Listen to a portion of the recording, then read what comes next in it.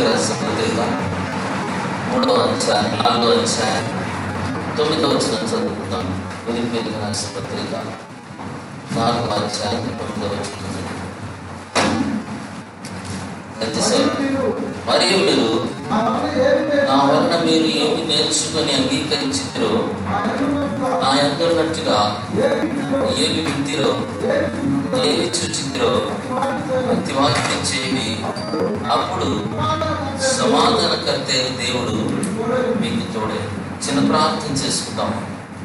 అందరూ కూడా కళ్ళ వచ్చి కళ్ళు మూసుకుని సాయంకాలం సమయంలో మరోసారి దేవుడు తన మెలని స్వరముతో మీతో నాతో మాట్లాడేలాగా చిన్న ప్రార్థన చేసుకున్నాం. దేవుని సన్నిధిలో మనం ఉంటున్నాం. దేవుడు మన మధ్యలో ఉంటున్నారు. ఆయన మనల్ని దర్శించాలని, మనల్ని మాట్లాడాలని, మనల్ని సత్యములోనికి నడిపించాలని ఇష్టపడుతున్నటువంటి దేవుడు ఈ రాత్రి కాల సమయంలో మనతో మాట్లాడాలన్నట్టు. ప్రభా, నాతో మాట్లాడాలని, నా వ్యక్తిగత జీవితాన్ని, నా సేవా జీవితాన్ని, నా కుటుంబ జీవితాన్ని ఒకసారి జ్ఞాపకం చేసుకుని ప్రభా,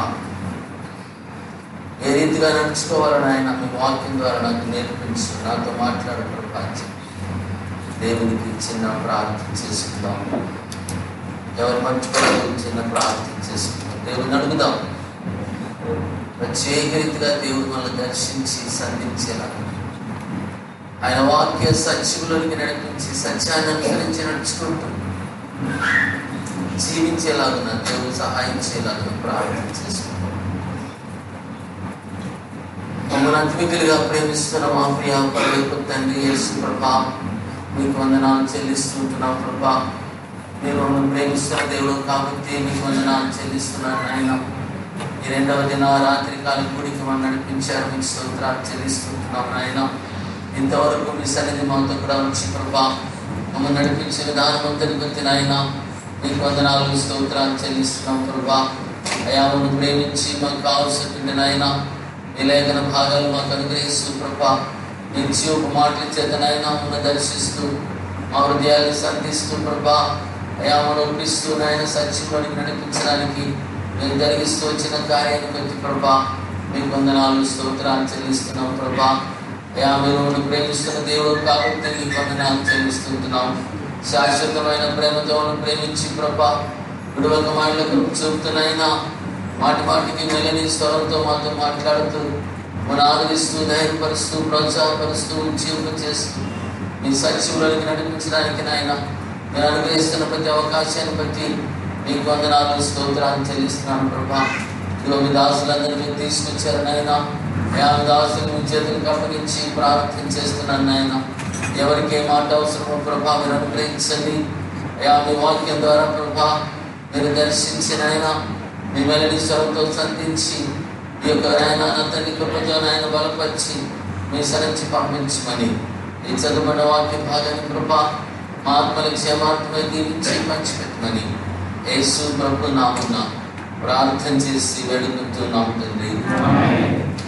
ఇలా చదవబడిన వాక్య భాగం మనందరికీ కూడా పరిచయమైన వాక్య భాగమే. ఇక్కడ మనం చూసినట్లయితే అపోస్తలుడైన పౌలు ఒక మాట అంటా ఉన్నాడు. తన ఏమంటున్నాడంటే, మరియు మీరు నా వలన ఏమి నేర్చుకుంటున్నారో, మీరు నా వలన ఏమి నేర్చుకొని అంగీకరించుతారో, నా ఎందున్నట్టుగా ఏమి వింటిరో ఏమి చూచితారో అతి వాటిని చేయండి. అప్పుడు సమాధానకర్త దేవుడు మీకు తోడుగా ఉంటాడు. చూడండి, పౌలు తన జీవితంలో ప్రభు చేత పట్టబడిన తర్వాత తాను దేవుని కొరకు తను సమర్పించుకుని దేవుని యొక్క పరిచయం కొనసాగిస్తూ మరి అనేక రీతిలుగా దేవుని యొక్క బలమైన హస్తంలో వాడబడుతూ అనేక విషయాలు మరి పౌలు జీవితంలో మనకు కనబడుతూ ఉంటాయి.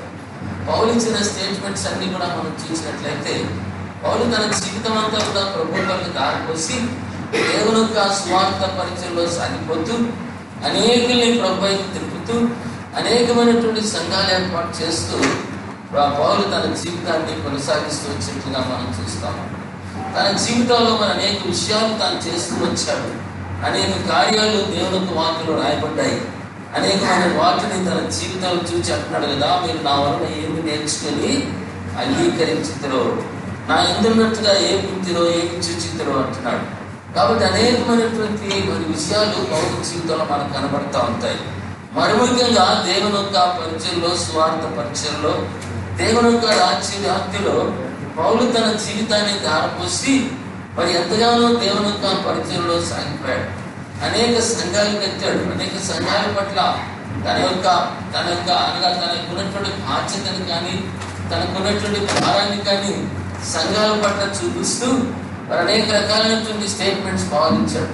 కొన్ని మాటలు మనం జ్ఞాపకం చేసుకుని మనం కూడా ఆ రీతిగా పౌలు వలె సాగిపోయినట్లయితే తప్పగా దేవుడు తన కృప మనకు అనుగ్రహించి మనల్ని కూడా ఆయన పరిచయంలో బలంగా వాడుకోవడానికి దేవుడు తప్పగా నడిపిస్తాడనే విషయాన్ని జ్ఞాపకం చేసుకుందాం. చూడండి, ఇక్కడ మనం చూసినట్లయితే పౌలు అనేకమైనటువంటి సంఘాలు పెడుతూ అనేక ప్రాంతాలకు వెళ్తూ 3 మిషనరీ జర్నీస్ చేశారు. అనేకమైనటువంటి ప్రాంతాలకు వెళ్ళి దేవుని యొక్క స్వార్థ ప్రకటిస్తూ వచ్చినట్టుగా మనం చూస్తాం. పౌలు యొక్క అనుభవం అంతా మనం చూసినట్లయితే పౌలు తన జీవితంలో దేవుని యొక్క కృపను ఆశ్రయించి ఆ కృపతో తన పరిచర్యను కూడా కొనసాగించినట్టుగా మనం చూస్తాం. రెండవదిగా దేవుని యొక్క ఆత్మాభిషేకం చేస్తే పౌలు అనేకమైనటువంటి గొప్ప కార్యాలు ప్రభుత్వం చేస్తూ అనేక సంఘాలను స్థాపించి ఒక మాదిరిగా మన ముందు నిలిచిపోయినట్లుగా మనం చూస్తా ఉన్నాం. కాబట్టి పౌలు యొక్క ఉద్దేశాన్ని, పౌలులో ఉన్నటువంటి తన జీవితంలో ఉన్నటువంటి ఆశయాన్ని మనం జ్ఞాపకం చేసుకున్నప్పుడు తప్పగా మనం కూడా పురికొల్పబడతామనే విషయాన్ని మనం జ్ఞాపకం చేసుకోవాలి. చూడండి, ఇక్కడ మనం చూసినట్లయితే ఒక మాట ఉంటాడు. ఇక్కడే ఫిలిప్పీ గ్రంథంలో 1వ అధ్యాయం 19వ వచనంలో చూసినట్లయితే ఒక మాట ఉంటాడు. చూడండి, మరియు నేను ఏ విషయంలోనూ సిగ్గుపడక ఎప్పటి వలె ఇప్పుడు పూర్ణ ధైర్యంతో బోధించడం వలన నా బ్రతుకు మూలమైనా సరే, సాగు మూలమైనా సరే క్రీస్తు నా శరీరమందు ఘనపరచబడినని అంటున్నాడు. ఏ విధము చేతనైనా సరే పూర్ణ ధైర్యంతో బోధించడం వలన నా బ్రతుకు మూలమైనా సరే, సాగు మూలమైనా సరే క్రీస్తు నా యందు ఘనపరచ, ఆ శరీరమందు ఘనపరచు. ఇది పౌలు యొక్క ఉద్దేశం అవుతుంది, పౌలు యొక్క కోరిక అవుతుంది. తన జీవితంలో స్వార్థ ప్రకటిస్తూ మరి దేవుని యొక్క వాక్యాన్ని బోధిస్తూ తన చావు మూలమునైనా సరే, నేను బ్రతికినా, నేను చనిపోయినా సరే క్రీస్తు నా శరీరమందు ఘనపరచబడు. తన ఉద్దేశం అంతా ఏంటంటే, పౌలు జీవితంలో మనం చూడగలిగిందంతా ఏంటంటే, ఏ విధము చేతనైనా సరే ప్రభు తన జీవితంలో కనపరచబడాలి. అది పౌలు యొక్క గురి అవుతుంది. ఆ రీతిగా తన జీవితాన్ని దేవుణ్ణి కనపరచడానికి పౌలు కొనసాగుతూ వచ్చినట్టుగా మనం చూస్తా ఉన్నాం. కాబట్టి ప్రభుకి మొదటి స్థానం ఇస్తూ, ప్రభుని ప్రేమిస్తూ, ప్రభుని హత్తుకొని ప్రభుకి మొదటి స్థానం ఇస్తూ తన జీవితంలో ప్రభుని గణపరుస్తూ వచ్చినట్టుగా మనం చూస్తాం. కాబట్టి ఆ రీతిగా గణపరచుట అనేటువంటిది అంటే, ఎవరైతే ప్రభుని ప్రేమించి హత్తుకొని ఆయనకి ఇష్టమైన జీవితాన్ని సంతోషపెడుతూ ఆయనకి ఇష్టమైన కార్యాలు చేస్తున్నప్పుడు మన జీవితంలో ప్రభుని అంతేకాదు, మరి పౌలు యొక్క జీవితంలో చూస్తే తన ప్రాణాన్ని సైతం దేవుని కొరకు అర్పించడానికి ఎప్పుడు వెనకంజ వేయలేదు ప్రియులారా. కాబట్టి ఆ రీతిగా తన ప్రాణం, నా బ్రతుకు మూలమునైనా సరే, నా చావు మూలమునైనా సరే నేను క్రీస్తు యందు ఘనపరచబడు. కాబట్టి మన గురి ఏమైందంటే దేవుని ఘనపరిచే వారంగా ఉండాలి. పౌలు జీవితం అంతా మనం గమనించినట్లయితే అన్ని సమయాల్లో, అన్ని పరిస్థితుల్లో తన ప్రాణాన్నైనా ప్రభుకి ఇవ్వడానికి ఇష్టపడ్డాడు. అనేకమైన శ్రమలు అనుభవించాడు, కష్టాలు అనుభవించాడు. వాటన్నింటినీ భరించుకుంటూ ఏ విధము చేతనైనా సరే నా జీవితం, నా బ్రతుకు అంటే ప్రభు కనపరచబడాలని పౌలు తన జీవితాన్ని ప్రభుకి సమర్పించుకున్నట్టుగా మనం చూస్తాం. అందుకొరకే దేవుని వాక్యం మాత్రం ఏంటంటే, నన్ను గణపరచువారు నేను. కాబట్టి మనందరికీ తెలుసు, శద్రకు, మేషకు, అబేద్నెగోలు వారి ప్రాణాన్ని తెగించడాన్ని బట్టి వారు దేవుని గణపరిచారు. దేవుడు వారిని గణపరిచినట్లుగా మనం చూస్తాం. దానియేలు జీవితంలో మనం చూస్తే, దానియేలు సింహపురంలో వేయబడడానికి ఇష్టపడ్డాడు, తన ప్రాణాన్ని అర్పించడానికి ఇష్టపడ్డాడు. ఆ రీతిగా పౌలు అక్కడ కిందికి వచ్చిన తర్వాత 1:21 వచనంలో చూసినట్లయితే, నా మట్టుకైతే బ్రతుకుంటా, క్రీస్తే చావైతే. కాబట్టి ఇది అల్టిమేట్ నిర్ణయం. పౌలు యొక్క మరి తుది తీర్మానం ఏంటంటే, నేను ఒకవేళ బ్రతుకుతే క్రీస్తు కొరకు బ్రతుకుతాను, చనిపోతే దేవుని కొరకే చనిపోతాను అనేటువంటి ఒక చక్కని ఒక స్టేట్మెంట్ పౌలు ఇస్తున్నట్టుగా, నా మట్టుకైతే బ్రతుకుతే క్రీస్తే చావైతే నాకు లాభం. కాబట్టి పౌలుని చూసినప్పుడు మన జీవితాల్లో ఆ రీతిగా నా ప్రభుని కనపరిచేవారుగా, నా ప్రభుకి రావాల్సిన మొదటి స్థానాన్ని ఇస్తూ, నా ప్రభుని ప్రేమించి హత్తుకొని ఆయనకి ఇష్టమైన జీవితం జీవిస్తూ, ఆయన సంతోషపెడుతూ, ఆయనకి ఇష్టమైన పరిచయం జరిగిస్తూ మన జీవితాల దేవుని కనపరిచేటువంటి వారంగా మనం ఉండాలని చెప్పి దేవుని వాక్యం మనల్ని హెచ్చరిస్తాం. పౌలు జీవితం ఆ రీతిగా పౌలు అది కనబడుతుంది ఏంటంటే, తన బ్రతుకు మూలమైనా సరే చావు మూలమైనా సరే ప్రభుని కనపరచాలని ఆశపడుతున్నట్లుగా మనం చూస్తాం. అది రెండవ మాట మనం చూద్దాం. చూడండి, 1 కొరింథీ 9వ అధ్యాయం 16వ వచనం. కొరింథీయులకు రాసిన మొదటి పత్రిక 9వ అధ్యాయం 16వ వచనం. నేను సువార్త ప్రకటించుచున్నాను, నాకు అతిశయ కారణం లేదు. సువార్తను ప్రకటించవలసిన భారము నా మీద మోపబడి ఉన్నది. అయ్యో, నేను సువార్త ప్రకటింపకపోయినలా నాకు శ్రమ. రెండవ సంగతి పౌలు జీవితంలో కనబడేది ఏంటంటే, నేను సువార్త ప్రకటించుచున్నాను అను నాకు అతిశయ కారణం లేదు. సువార్త ప్రకటింపవలసిన భారం నా మీద మోపబడి ఉన్నది. ఒకవేళ నేను సువార్త ప్రకటించకపోయినట్లయితే అంటే పౌల్లో ఉన్నటువంటి పౌల్లో మనం చూడగలిగింది ఏంటంటే, ఏ విధము చేతనైనా సరే దేవుని యొక్క సువార్త ప్రకటించాలి అనేటువంటి ఆశతో ప్రభు పౌలు ముందుకు సాగుతూ వచ్చినట్టుగా మనం చూస్తాం. కాబట్టి ఆ యొక్క సువార్త ప్రకటించాలి. క్రీస్తుని గురించిన వార్త, శిలువను గురించిన వార్త అనేకులకి ప్రకటించి అనేకుల్ని ప్రభువుకు త్రిప్పాలి అనేటువంటి ఒక గొప్ప ఉద్దేశంతో పౌలు తన యొక్క పరిచయను కొనసాగించినట్టుగా మనం చూస్తాం. అందుకొరకే అనేక ప్రాంతాలకు వెళుతూ అనేక ప్రాంతాల్లో స్వార్థ ప్రకటిస్తూ వచ్చినట్లుగా దేవునికి అనేక సంఘాలు కట్టిన పౌరు జీవితంలో స్వార్థ ప్రకటించవలసినటువంటి బాధ్యత ప్రతి సేవకుని మీద ఉన్నట్లుగా ఈ సభలో గమనించాలి. ఎంతమంది స్వార్థ ప్రకటిస్తారు చెప్పండి రోజు? ఎంతమంది స్వార్థ ఎక్కడో మరుగురికి ఎక్కడికో మర్చిపోయారు, స్వార్థను మర్చిపోయారు. జనాలు స్వార్థ ప్రకటించడం అనేటువంటిది చాలా తక్కువ అయిపోయింది. అనేక విషయాలు మాట్లాడుతున్నారు కానీ స్వార్థ ప్రకటించడం ఎక్కడా కనబడట్లేదు. మీరు టీవీలు పెట్టుకుని చూడండి, ఎంతో మంది ఎంతో డబ్బు ఖర్చు పెట్టి అనేకమైన ప్రోగ్రామ్స్, అనేక మంది చాలా మంది టీవీల్లో వస్తారు కదా, వారు చెప్పే బోధ అంతా ఏమి చెప్పండి? ఎంతమంది స్వార్థ చెప్తున్నారు చెప్పండి? చాలా తక్కువ పిల్లలు. బాగా గమనించండి, 90% ఎవరు కూడా స్వార్థ చెప్పట్లేదు. పిల్లలు ఏదో వాక్యం చెప్తా ఉన్నారు కానీ స్వార్థ అందట్లేదు. ఎందుకంటే సాతాను ఏం చేసింది? జనాల్లో స్వార్థ ప్రకటించకుండా అనేకులు మరుగుపరిచేసి, అనేకులు తప్పుద్రోవ పట్టించి, అనేకులు వారి యొక్క పరిచయలో పక్కకి తప్పించేసి దేవుని యొక్క ఉద్దేశమైనటువంటి ఆ స్వార్థ అనేకులకు అందకుండా సాతాను పనిచేస్తాం. కాబట్టి సేవకులుగా పౌలు జీవితం అంతా చూసినట్లయితే తన జీవితంలో ఎక్కడికి వెళ్ళినా సరే క్రీస్తుని గురించిన వార్త, శిలువని గురించిన వార్త ప్రకటిస్తూ వచ్చాడు. కాబట్టి సేవకులుగా మన జీవితంలో ఎప్పుడు స్వార్థ ప్రకటించాలి. స్వార్థ ప్రకటించడం ఏం జరుగుతుంది చెప్పండి? స్వార్థ ఏం చేస్తుంది చెప్పండి? నశించిపోయే ఆత్మని ప్రభు వైపు ఆకర్షిస్తుంది.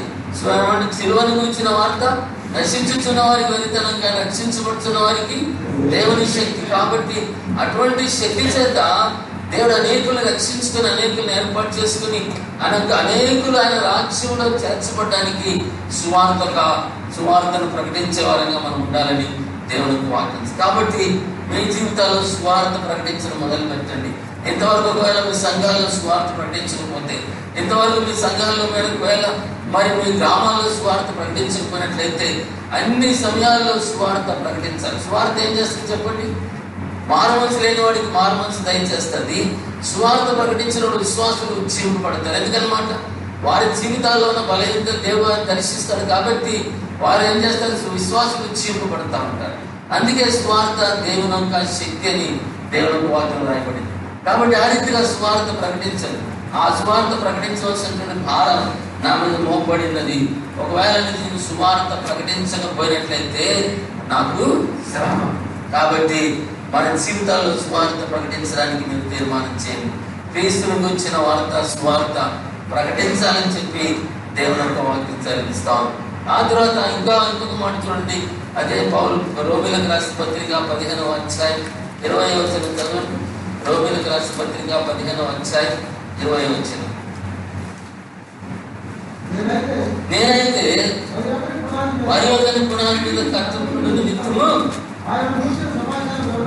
ఆయనను గురించిన సమాచారము ఎవరికి తెలియజేయబడలేదో వారు చూతురనియు వినని వారు గ్రహింతురనియు రాయబడిన ప్రకారము క్రీస్తు నామమున అడిగిన చోట్లను సువార్త ప్రకటించాలని మిక్కిలి ఆశ గలవాడనండి అలాగే ప్రకటిస్తున్నాడంట. సువార్త అందరి స్థలాల్లో సువార్త ప్రకటిస్తున్నట్లుగా మనం చూస్తాం. ఇలా ఎంతమంది ఎన్ని గ్రామాల్లో ఇంకా స్వార్థ లేని గ్రామాలు అనేక మంచి ఉన్నాయి కదా.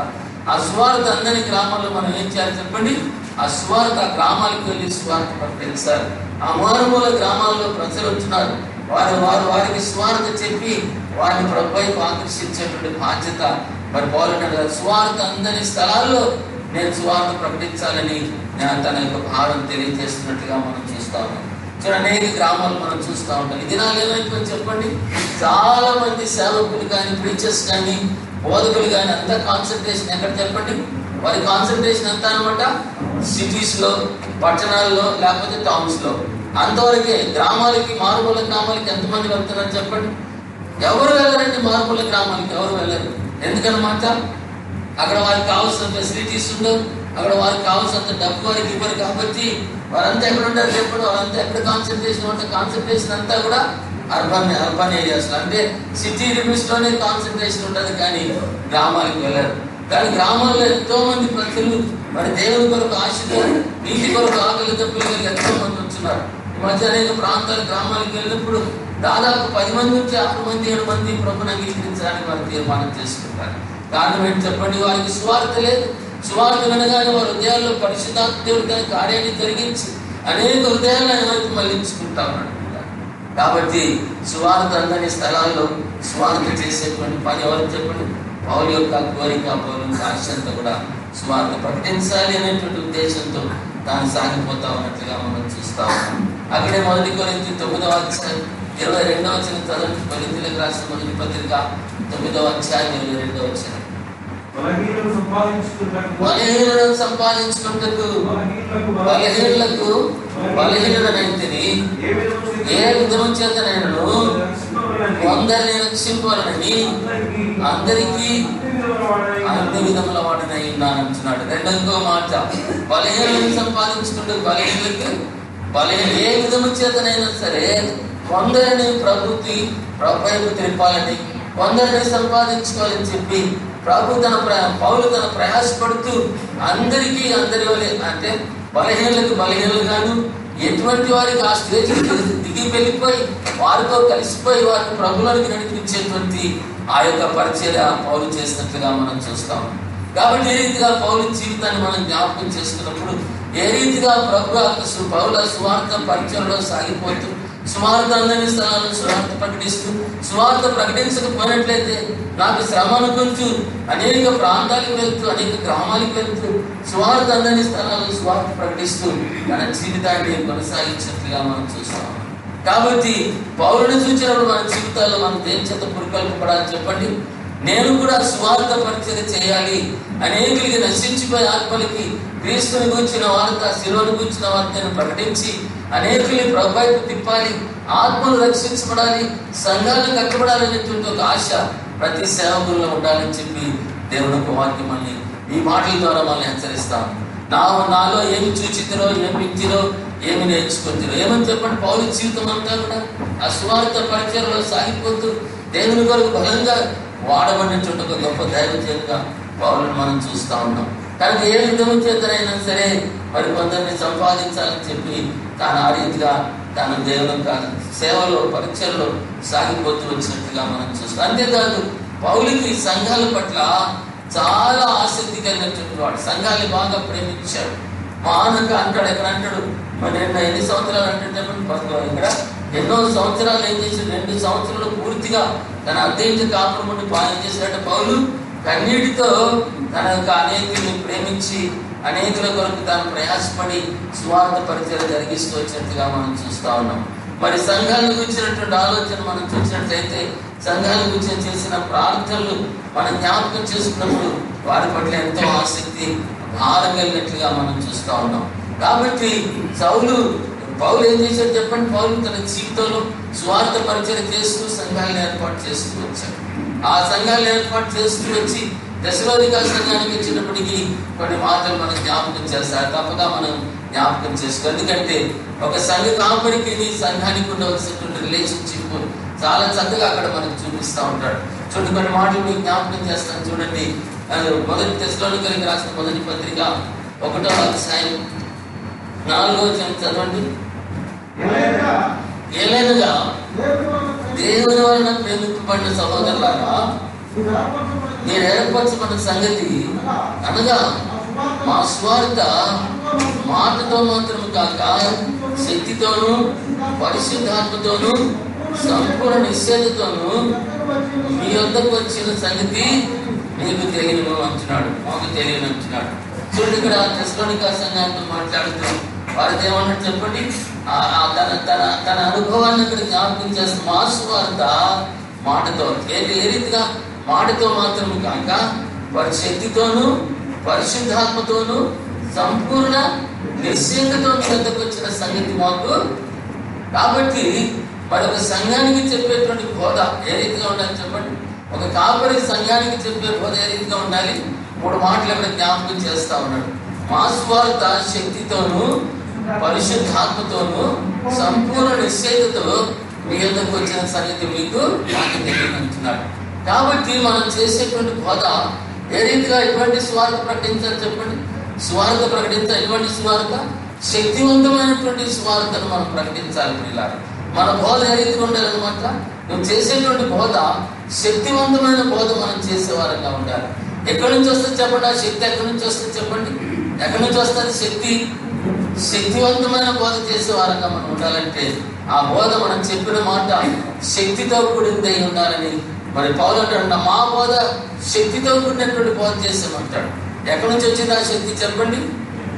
దేవుని యొక్క వాక్యంలో శక్తి ఉంటుంది. రెండవదిగా ఆ వాక్యాన్ని అనుసరించడానికి వచ్చి ఎవరైతే బోధించేవారు ఏం చేయాలి చెప్పండి? ఒక సత్యాన్ని నువ్వు బోధిస్తున్నావంటే ఆ సత్యానికి నువ్వు విధేయత చూపించి, నువ్వు ఆ విధేయత చూపించి ఆ సత్యాన్ని అనుసరించి నువ్వు బోధించినప్పుడు నీ బోధ ఏమవుతుంది చెప్పండి? శక్తివంతం అవుతుంది. కేవలం ఊరికైనా తీసుకొచ్చి 100 ప్రసంగాలు తీసుకొచ్చి 4 రిఫరెన్స్ చెప్పి బోధ చేస్తే దానివల్ల ఉపయోగం లేదు. కానీ నువ్వు చేసేటువంటి బోధ నీ జీవితాన్ని బోధించాలి. నువ్వు దేవునికి వాక్య సత్యాన్ని నేర్చుకోవాలి, వాక్యాన్ని అనుసరించాలి, వాక్యానికి విధేయత చూపించాలి. వాక్యానికి విధేయత చూపించి అప్పుడు నువ్వు విధేయతగా ఉన్నటువంటి ఆ బోధ చేసేటప్పుడు ఆ వాక్యం ఏమవుతుంది చెప్పండి? అద్భుతమైన శక్తిగా ఉంటుంది. ఈ మాట నేను అప్పుడప్పుడు జ్ఞాపకం చేస్తాను కదా. దేవుడు అన్నాడు కదా, మీ మాట అవునంటే అవును, కాదంటే. కనుక మనం చేసే బోధ కూడా ఏంటనమాట, ప్రతి మాట నెరవేర్చినటువంటి వారమై దేవుని యొక్క వాక్యాన్ని మనం బోధించే వారంగా ఉండాలి. అనుభవం కలిగినటువంటి వారంగా ఉండాలి. జీవించి జీవించి మన జీవితాన్ని కలిగి బోధించగలిగేటువంటి వారంగా. ఉదయకాలం మరి జయశ్వరి గారు ఒక చక్కని మాట, దేవుడు నాకు నేర్పించిన సత్యాలు నేను మీకు బోధిస్తాను. అది ఎంతో శక్తివంతంగా, ఎంతో మన జీవితాల్లో ప్రభావితం చేసేదిగా ఉంటుందని గమనించాలి. కాబట్టి మన జీవితంలో ఏంటంటే నెరవేర్చినటువంటి వారు ఉండాలి. ఎప్పుడు నేను చెప్తాను కదా, మీ మాట అవునంటే అవును, కాదంటే కాదంటే. మరి మనం ఏం చేయాలి చెప్పండి? మనం అవునుగానే ఉండాలి. దాంట్లో ఏమాత్రం కూడా తేడా ఉండడానికి అంటే విధేయత. దేవునికి వాక్యానికి ఏం చేయాలి చెప్పండి? విధేయత కలిగినటువంటి వారంగా మనం జీవించాలి. విధేయత లేకుండా మనం బోధించినట్లయితే దానివల్ల ఉపయోగము. కాబట్టి చూడండి, ఎవరో వస్తారు, మన ఇంటికి వస్తారు, అయ్యారు 1000 రూపాయలు ఇవ్వమంటారు అనుకోండి. మీ దగ్గర 1000 రూపాయలు ఉంటాయి. ఏం చెప్తారు చెప్పండి? ఏం చెప్తారు? సారీ బ్రదర్, ఏమనుకోదు, నా దగ్గర డబ్బులు. కానీ ఒక చిన్న సత్యాన్ని నెరవేర్చడానికి 1000 రూపాయలు చెల్లిస్తే దాని వెల ఎంత అనమాట? ఒక సత్యానికి విధేయత అనేటువంటి వెల ఎంత? 1000 రూపాయలు నువ్వు పే చేయగలిగితే రేపు పొద్దున బల్ల బుద్ధి నీ మాట అవునంటే అవును, చాలంటే. అంటే ఆ రీతిగా విధేయత చూపించి నీ జీవితం అనేకమైన వాక్య సత్యాలు దేవుడు మాట్లాడుతూ ఉంటాడు. అనేకమైన విషయాలు దేవుడు మనకు నేర్పిస్తూ ఉంటాడు. ఆ వాక్యాన్ని మనకు విధేయత చూపించడానికి విధేయత అనేటువంటిది ఊరికినే రానుకున్నారా? అన్లెస్ ఒబీడియన్స్ ఈజ్ కాస్ట్లీ అంటాం కదా. అంటే విధేయతకు తగినటువంటి ఆ వెల చెల్లిస్తే తప్ప నీ జీవితంలో విధేయత. అందుకొరకే దేవుని భక్తి కలిగినట్టు, అంటే క్రీస్తు వేసినందు సద్భక్తి కలిగి దేవుని కొరకు బ్రతకాలి, దేవుని కొరకు జీవించాలి, దేవుని వెంబడించాలి, దేవుని వాక్య సత్యాన్ని నెరవేర్చాలనుకునే వారికి ఏమొస్తాయి చెప్పండి? అనేకమైనటువంటి శ్రమలు వస్తూ ఉంటాయి. వాటన్నిటినీ భరించి సహించి సత్యానికి విధేయత నేర్చుకుని ఆ సత్యాన్ని బోధించినట్లయితే అద్భుతమైనటువంటి శక్తి దాంట్లో ఉంటుంది. అద్భుతంగా దేవుడు నిన్ను ఆ మాటను బట్టి అనేకులు ప్రభువైపు ఆకర్షించబడడానికి ఎంతైనా అవకాశం. కాబట్టి మా మాట, మా బోధ, మా సువార్త శక్తితో నింపబడినటువంటి సువార్త. రెండో మాట ఏమంటే చెప్పండి, పరిశుద్ధాత్మతో అంటున్నాడు. ఈ మాట బాగా జ్ఞాపకం చేసుకో. పరిశుద్ధాత్మ చేత అభిషేకించబడిన మాటలు పలికించడం ద్వారంగా మనం ఉండాలి. పౌలు జీవితంలో పరిశుద్ధాత్మ దేవుని శక్తి పొందుకున్నటువంటి వాడే. మరి అప్పుడు కూడా ఏంటంటే ఆ యొక్క బోధ పరిశుద్ధాత్మతో కూడినటువంటి బోధ మనం చేయాలి. ఇక్కడికి వచ్చేటప్పటికి అనేక మంది ఏమైపోతున్నారు చెప్పండి, అనేక మంది సత్యాన్ని గ్రహించలేక వారు చేసే బోధ అంతా కూడా పొడి మాటలుగానే మిగిలిపోతాం. మనం చెప్పే బోధ ఎవరికి పనిచేయదు, అది ఎవరిలో కూడా పనిచేయదు. సో వాస్తవంగా అందుకే అంటాడు కదా, ప్రవచనం అంటే చెప్పండి, అభిషేకించబడిన మాటే ప్రవచనం అంటాను నేను. అంటే పరిశుద్ధాత్మ దేవుడు ఆయన అనేకులు ప్రేమిస్తూ ఉన్నాడు. అనేక మంది నీతి కొరకు ఆకలి తప్పులు వారు ఉన్నారు. ప్రభుని తెలుసుకోవాలనేటువంటి ఆశ కలిగినటువంటి ప్రాణాలు ఎన్నో ఉన్నాయి. రక్షించబడిన ఆత్మలు ఉన్నారు. వారికి తెలియక వారి హృదయాలు ఎంతో మంది దేవుని కొరకు కనిపెడుతూ సత్యాన్ని వెతుకుతూ సత్యాన్ని అన్వేషిస్తూ ఆశతో ఉన్నటువంటి ప్రాణాలు ఎన్నో ఉన్నాయి. అయితే నీ జీవితంలో స్వార్థ ప్రకటించినప్పుడు, నువ్వు భారం కలిగినప్పుడు, అభిషేకం నువ్వు పొందుకున్నప్పుడు ఏం జరుగుతుంది చెప్పండి, ఆ పరిశుద్ధాత్మ దేవుడు నీ ద్వారా ప్రవహించి ఆ హృదయాన్ని తాకినప్పుడు ఆ హృదయం జీవం పొందుకుంటారు.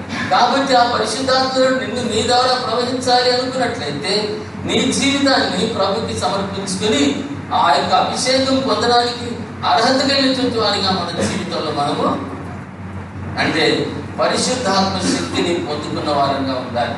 ఎంతమంది ఈ అనుభవం కలిగించిన వారు చెప్పండి. పరిశుద్ధాత్మ శక్తి లేకుండా, అభిషేకం లేకుండా బోధించే బోధంతా కూడా అది కేవలం వచ్చి మాటలు మాత్రమే, పొడి మాటలు మాత్రమే. అవి ఎండిపోయినటువంటి దాంట్లో శక్తి కనుక అభిషేకించబడాలి. పరిశుద్ధాత్మ శక్తిని మనం పొందుకోవాలి.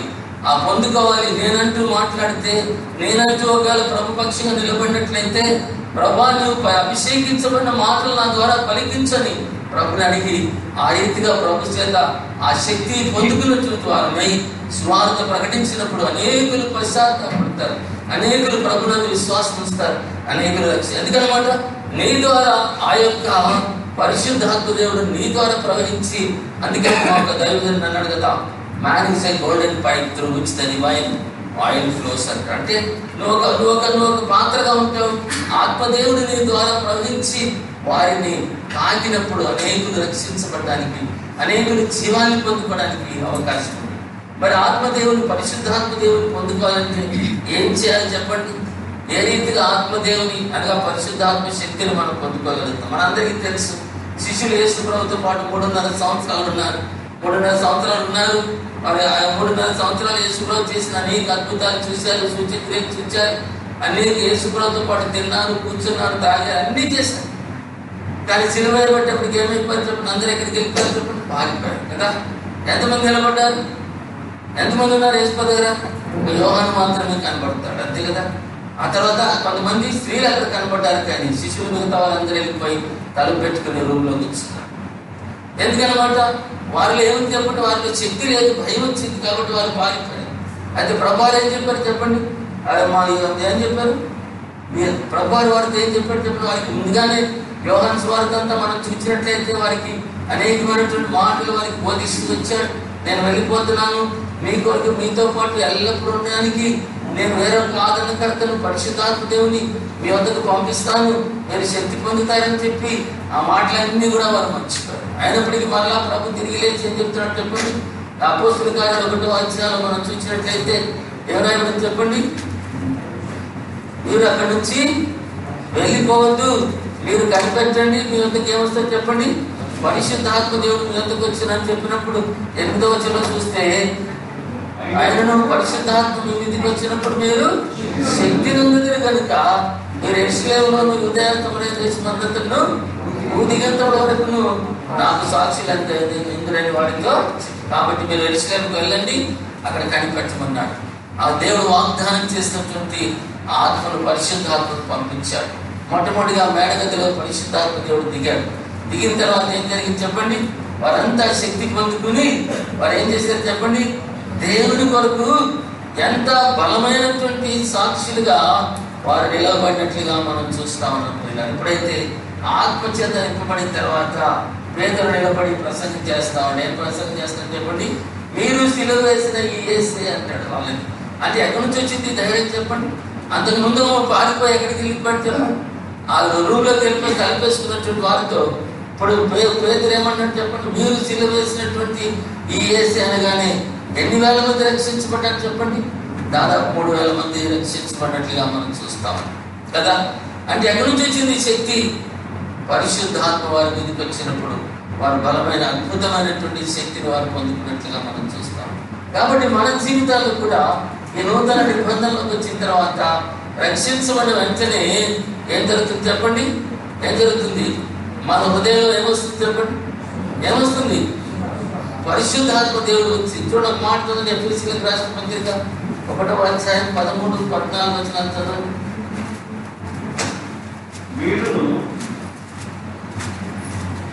మీరును సత్యవాక్యమును అనగా మీ రక్షణ సువార్తను విని క్రీస్తునందు విశ్వాసం ఉంచి వాగ్దానం చేయబడిన ఆత్మచేత ముద్రింపబడితే దేవుని మహిమకు కీర్తి కలిగినట్లు ఆయన సంపాదించుకున్న ప్రజలకు విమోచనము కలిగినట్లు ఈ ఆత్మ మన స్వాస్థ్యమునకు సంచకరుగా. ఎప్పుడైతే ఒక వ్యక్తి ప్రభునందు విశ్వాసం ఉంచి స్వార్థ విని యేసుప్రభునందు విశ్వాసం ఉంచిన బట్టి రక్షించబడిన వెంటనే ఏం జరుగుతుంది చెప్పండి? పరిశుద్ధాత్మ దేవుడు ముద్ర వేస్తాడు. పరిశుద్ధాత్మ దేవుడు అనే సంచకరు నీలో హృదయంలోకి వస్తుంది. కాబట్టి ఆత్మదేవుడు మనలోకి వస్తూ ఉన్నాడు. అందుకే ఇంగ్లీష్లో అంటాడు కదా, you have been sealed unto the day of redemption. అంటే విమోచన దినం వరకు ఆత్మదేవుని చేత నువ్వు ముద్రించబడ్డావు. నీ హృదయంలో పరిశుద్ధాత్మ దేవుడు నివసిస్తున్నాడు అనే విషయాన్ని గమనించాలి. ఆ తర్వాత వ్యక్తిగత జీవితంలో, విశ్వాస జీవితంలో, సేవా జీవితంలో సాగిపోతున్నప్పుడు బలమైనటువంటి కార్యాలు మన జీవితాల్లో జరగాలి అనుకున్నట్లయితే ఆ పరిశుద్ధాత్మ దేవుని సహాయం మనకి ఎంతైనా. ఆ పరిశుద్ధాత్మ దేవుడు మన జీవితంలో ఆయన స్వేచ్ఛ తీసుకుని ఆయన తన ఆత్మచేత మనల్ని నింపుతూ ఆ యొక్క అభిషేకంతో మనల్ని నింపి ఆయన పరిచయలో వాడుకోవాలి అనుకున్నట్లయితే మొట్టమొదటిగా నీ జీవితంలో ఏం గ్రహించాలి చెప్పండి? ఏం గ్రహించాలి? రక్షించబడిన తర్వాత మన జీవితంలో మరి సాగిపోతున్న విశ్వాస జీవితంలో సాగిపోతున్నప్పుడు అనేకమైన బలహీనతలు వస్తూ ఉంటాయి. అనేక సార్లు పడిపోతూ ఉంటాం, లేస్తూ ఉంటాం కదా. ఆ పరిస్థితుల్లో చాలా సార్లు ఏంటి ప్రభా నేను పడిపోతున్నాను, నేను జయించలేకపోతున్నాను, నాకు శక్తి సరిపోవట్లేదు అనుకున్నప్పుడు ఏం చేయాలి చెప్పండి? ఏం జ్ఞాపకం వస్తుంది? పరిశుద్ధాత్మ దేవాన్ని శక్తి చేత నన్ను నాకు జయ జీవితం దయచేయి ప్రభా అని చెప్పి ఆ కోరిక అవసరత నీ జీవితంలో కనబడినప్పుడు వెంటనే పరిశుద్ధాత్మ దేవునికి ప్రార్థన చేయాలి. రెండవదిగా పరిచయలో సాగిపోతున్నప్పుడు అనేక సార్లు మనం చెప్పే బోధ ఎవరిని ప్రభావితం చేయదు, ఎవరికి ప్రభావితం చేయదు, ఎవరి జీవితాల్లో మార్పు కనపడదు, ఎవరిలో పశ్చాత్తాపం కనపడదు. అప్పుడు ఏం చేస్తాను చెప్పండి? అయ్యో నా బోధ అంతా ఎండిపోయిన బోధలాగుందే, నా బోధ వల్ల ఎవరికి ప్రభావితం చేయట్లేదే, అయ్యో ప్రభా నా శక్తి కనబడట్లేదు నాయనా, ప్రభా నీ ఆత్మ చేత నింపునైనా, కొన్ని ఆత్మలు రక్షించబడాలంటే నీ అభిషేకం నాకు అవసరం ప్రభా, కాబట్టి నన్ను నింపునైనా అని చెప్పి ఆ పరిశుద్ధాత్మ దేవుని యొక్క అవసరత మనం గుర్తించిన వారుగా మనం ఉండాలి. పరిశుద్ధాత్మను మనలో ఉన్నాడు, కానీ ఆయనకు మనం స్వేచ్ఛించి ఆయన అధికారానికి లోబడి మనం సమర్పించుకుని విధేయత చూపించి విరిగి నలిగిపోయిన స్థితితో దేవుని మీద ఆధారపడి దేవుని శక్తి కొరకు కనిపించినప్పుడు పరిశుద్ధాత్మ దేవుడు మనలో పనిచేస్తాడు. ఆయన తన కార్యాన్ని జరిగిస్తాడు. ఆయన స్వేచ్ఛ తీసుకుంటాడు, నింపుతాడు, బలపరుస్తాడు, నీకు జయ జీవితం ఇస్తాడు, నిన్ను భారంతో నింపుతాడు. అనేక ఆత్మల్ని ప్రభు కొరకు సంపాదించడానికి నీలో నుండి ఆ జీవం ప్రవహించి అనేక హృదయాన్ని తాకడాన్ని బట్టి వారి జీవాన్ని పొందుకుంటారు, వారు రక్షించుకుంటారు. అభిషేకం అనేటువంటి బోధ అదేం బోధ చెప్పండి? ఎండిపోయినటువంటి బోధ. దానివల్ల ఏ ఒక్క ఆత్మ కూడా రక్షించబడడానికి వీలు. కాబట్టి పౌలు అన్నాడు కదా, మా బోధ శక్తితోనూ పరిశుద్ధాత్మతో నింపబడింది. కాబట్టి ఆ పరిశుద్ధాత్మ అభిషేకం కొరకు ఎల్లప్పుడూ మనం కనిపెట్టాలి. అది ఒకరోజు జరిగేటువంటి కార్యం కాదు. నీ ఎల్లప్పుడూ నువ్వు నింపబడుతూ ఉంటావు, ఖాళీ అవుతూ ఉంటుంది. మరలా దేవుని యొక్క సహాయం కోరుకుంటూ ప్రభా ఇదిగో ఈ ప్రత్యేకమైనటువంటి ఈ కార్యం జరగాలి, ఈ కూటాల్లో అనేక మంది రక్షించబడాలి, అనేక హృదయాలు దర్శించబడాలి ప్రభా, నన్ను నీ శక్తితో నింపునాయన, నేను ఖాళీ పాత్రను ప్రభా అని మన జీవితాన్ని ప్రభుకి సమర్పించుకున్నప్పుడు ఆయన ఆయన తాగుతాడు, ఆయన అభిషేకం మనకు అనుగ్రహిస్తాడు. ఇచ్చినప్పుడు బలంగా నువ్వు నిలబడతావు. నువ్వు పలికే ప్రతి మాట నీ మాట కాదు, ఆత్మదేవుడు పలికిస్తాడు. పలికించిన మాటలో జీవం ఉంటుంది. ఆ జీవం అనేకుల్ని తాగడానికి వచ్చి అనేకులు పశ్చాత్తాపడతారు. ప్రియమైన వాళ్ళారా, ఆ రీతిగా దేవుని కార్యం జరగాలి. చూడండి, ఆ పశ్చాత్తాపం అనేటువంటి చూడగలుగుతున్నామా? ఈ మధ్య కోటిపల్లి ఏం జరిగింది చెప్పండి. వాక్యం చెప్పాను, ఆటకాలించాను, సంఘం అంతా బోరు నిలవడం మొదలుపెట్టింది. ఎంత పశ్చాత్తాపం అంటే వారి జీవితంలో పశ్చాత్తాపం కలిగింది. వారందరూ ఏడవడం మొదలుపెట్టారు. ఇలా కారణం ఏంటి చెప్పండి? నా గొప్పతనం కాదు. నీ మనిషి ఆ పంపబడి అంటే మనం కేవలం ఒక నిమిత్తం, ఒక పాత్ర లాంటి వారు మాత్రమే. పంపినవాడు దేవుడు, నీ రిసీవ్ చేసుకున్నవాడు రక్షించబడిన ఆత్మ తప్ప నీ మనలో ఏ యోగ్యత లేదనే విషయాన్ని కేవలం తగ్గించుకోవాలి. ప్రభు సంఘంలో సాగిలపడాలి. ప్రభా, నీ ఆత్మశక్తితో నింపునాయన ఆ బిడ్డలకి నేను ఏ రీతిగా వారు రక్షించబడతారు, ఆత్మల భారాన్ని హృదయాలు కలిగి ఉండి ప్రభుకి ప్రార్థన చేసినప్పుడు దేవుడు నీ ద్వారా తన కార్యాన్ని కలిగిస్తాడు. అనేకులు రక్షించబడతారు. ఆ రీతిగా అటువంటి అనుభవం జీవితాలు, అటువంటి పశ్చాత్తాపాన్ని చూడగలగాలి, అటువంటి ఆత్మ కార్యాలను చూడగలగాలంటే అభిషేకించబడి మాత్రమే. ఆ అభిషేకించబడితే తప్ప ఆ రీతిగా జరగడానికి వీలు. చెప్తా వారు వింటారు, నవ్వుకునే మాట్లాడుకునేవాడు మాట్లాడుకుంటాడు, ఇంకో చేస్తారు, నేను చెల్లిపోతాను. కానీ ఆత్మలో భారం తెలియదు. పరిశుద్ధాత్మ అభిషేకంతో పలికిన ప్రతి మాట హృదయాన్ని మార్చగలిగేటువంటిదని ఈ రాత్రి దేవుడికి జ్ఞాపకం. అదే పౌరు జీవితం అంతా కూడా మా బోధ ఎటువంటి బోధ అని చెప్పండి? పరిశుద్ధాత్మతో కూడినటువంటి, అది శక్తితో ఉంటుంది, పరిశుద్ధాత్మతో ఉంటుంది. పరిశుద్ధాత్మ కార్యం ఎలా ఉంటుందంటే పెద్ద గని ఉందనుకోండి, ఒక గని. ఆ గనిని శుద్ధే సానంతో తవ్వుతా ఉంటే ఎంతకాలం తవ్వుతాడు? ఎంత తవ్వుతాడు చెప్పండి? ఎంత తవ్వుతాం? ఒక వ్యక్తి తవ్వుతా ఉంటే ఒక రోజుకి ఎంత తవ్వుతాడు? ఒక బస్తా తవ్వుతాడేమో, అంతే. అక్కడే ఒక డైనమైట్ పెట్టాడు అనుకోండి, ఆ డైనమైట్ పెడితే ఎంత వస్తుంది చెప్పండి? అంతే. అభిషేకించబడిన బోధికి అభిషేకం లేని బోధికి అంత వ్యత్యాసం ఉంది. ఎందుకనమాట? పరిశుద్ధాత్మ దేవుడు కార్యం చేసినప్పుడు అనేకుల్ని పాపాన్ని గురించి, తీర్పుని గురించి, నీతిని గురించి ఒప్పింపజేసే పని ఎవరికి ఇచ్చాడు? దేవుడు, పరిశుద్ధాత్మదే. కాబట్టి మనతో పాటు ఎల్లప్పుడు ఉండి మనం నడిపించి ఈ యొక్క సేవా పరిచర్యలో, సంఘ పరిచర్యలో, వ్యక్తిగత విశ్వాస జీవితంలో సాగాలంటే ఆత్మశక్తి లేకపోయినట్లయితే మనం ఏమి కూడా. కాబట్టి దేవుడు అన్నాడు కదా, అడుగు ప్రతి వారికి మరి నిశ్చయంగా నా ఆత్మను అనుగ్రహిస్తా అన్నాడు, వాగ్దానం చేశాడు దేవుడు. మనం అడుగుతున్నాం కానీ ఎంతమంది ప్రభు నింపడానికి ఇష్టపడతాడు, కానీ మనలో అనేకమైన రంధ్రాలు, లీకేజెస్ ఉంటాయి, అనేకమైనటువంటి ఆ రంధ్రాలు ఉంటాయి. ఆ రంధ్రాల నుంచి కాలిపోతా ఉంటాయి. కాబట్టి మనం ఏం చేయాలి చెప్పండి? దేవుని సందులో మనకున్న బలహీనతలన్నీ సరి చేసుకోవాలి. ఏ విషయంలో కూడా ప్రభుని దుఃఖపెట్టేది కానీ, బాధ పెట్టేది కానీ, అపవిత్రమైనది కానీ ఏది లేకుండా అవన్నీ ప్రభు సందులో ఒప్పుకుని రక్తంతో కడిగించుకొని వాటిని విడిచిపెట్టి మన జీవితాన్ని ప్రభుకి సమర్పించుకుని విరిగి నలిగిపోయిన ఉద్దేశంతో ప్రభు పాదాల మీద పడి క్షమాపణ కోరుకుంటూ ఆ ప్రభు యొక్క సహాయం కోరుకుంటూ, ప్రభా నువ్వు నన్ను నింపకపోతే నేను నీ పరిచయం చేయలేను ప్రభా, నువ్వు నన్ను నింపకపోతే నేను ఆత్మను సంపాదించలేను ప్రభా, నువ్వు నన్ను నింపకపోతే, నన్ను శక్తిని ఇవ్వకపోతే నేను జీవితం జీవించలేను ప్రభా అని చెప్పి నేను జీవితాన్ని ప్రభుకి సమర్పించుకోవాలి. కన్నీరు కాల్చాలి, ప్రభు దగ్గర బ్రతిమలాడుకోవాలి, నిన్ను తగ్గించుకోవాలి, దీనుడిగా, రిక్తుడిగా నిన్ను సంపూర్ణంగా నీవు ఉపేక్షించుకుని దేవుని సందులో సాగిలిపడినప్పుడు దేవుడు తన అద్భుతమైన చేస్తాడు. అనుభవం తెలిసినటువంటి వారికి అది తెలుస్తుంది, ఆ డిఫరెన్స్ తెలుస్తుంది. ఎందుకంటే ఆ పరిశుద్ధాత్మ శక్తితో చేసేటువంటి మాటలు నిలబడిన తర్వాత నువ్వేం మాట్లాడుతావో నీకు తెలియదు, దేవుడే మాట్లాడిపిస్తావు. ఆ రీతిగా మన జీవితంలో ఆ శక్తిని, అందుకే పౌలంటాడు కదా, పరిశుద్ధాత్మతో మా పౌలు ఎటువంటిదంట? శక్తితోనూ పరిశుద్ధాత్మతోనూ, మూడవదిగా సంపూర్ణ నిశ్చేతతో అంట. నిశ్చేతతో అంటే మనం బోధించే బోధ ఏంటనమాట? నిశ్చేత. నిశ్చేత ఎప్పుడు వస్తుంది చెప్పండి? నిశ్చేత ఎప్పుడు వస్తుంది అనమాట? ఎప్పుడు వస్తుంది నిశ్చేత?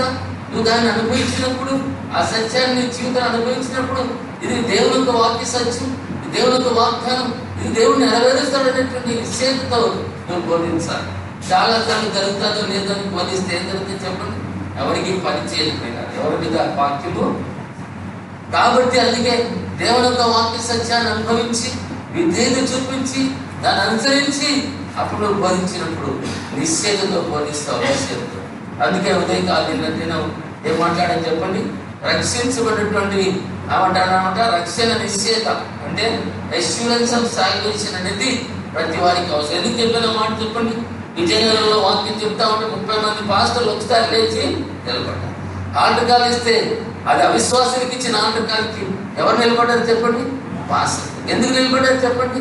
వాళ్ళు ఏం లేదనమాట, ఆ యొక్క రక్షణ అష్యూరెన్స్ ఆఫ్ సాల్వేషన్ లేదు.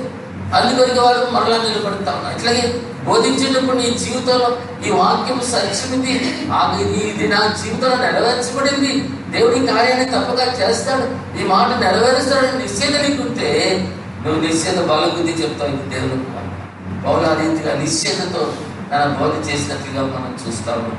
కాబట్టి మన బోధ ఎట్లా ఉండాలన్నమాట, ఎలా ఉండాలి? శక్తితోనూ పరిశుద్ధాత్మతోనూ సంపూర్ణ నిశ్చయతతో ఉండాలని చెప్పి దేవుడు ఒక వాక్యం మనం నేర్పిస్తా ఉంటాం. ఆ తర్వాత 2వ అధ్యాయంలో 3వ వచనం చదవండి. తెస్సలోనికీయులకు రాసిన పత్రిక 2వ అధ్యాయం 3వ వచనం. ఏలయనగా మా బోధ కపటమైనది కాదు, అపవిత్రమైనది కాదు, మోసయుక్తమైనది కాదు. కనుక ఏమైనా చెప్పండి. రెండవదిగా బోధ శక్తివంతమైనది, పరిశుద్ధాత్మతోనూ సంపూర్ణ నిశ్చయతతో కలిగి ఉండాలి. ఆ తర్వాత 2వ మాట, మా బోధ ఎటువంటిదంట? మా బోధ కపటమైనది కాదు, అపవిత్రమైనది కాదు, ఆ తర్వాత మోసయుక్తమైనది కాదు.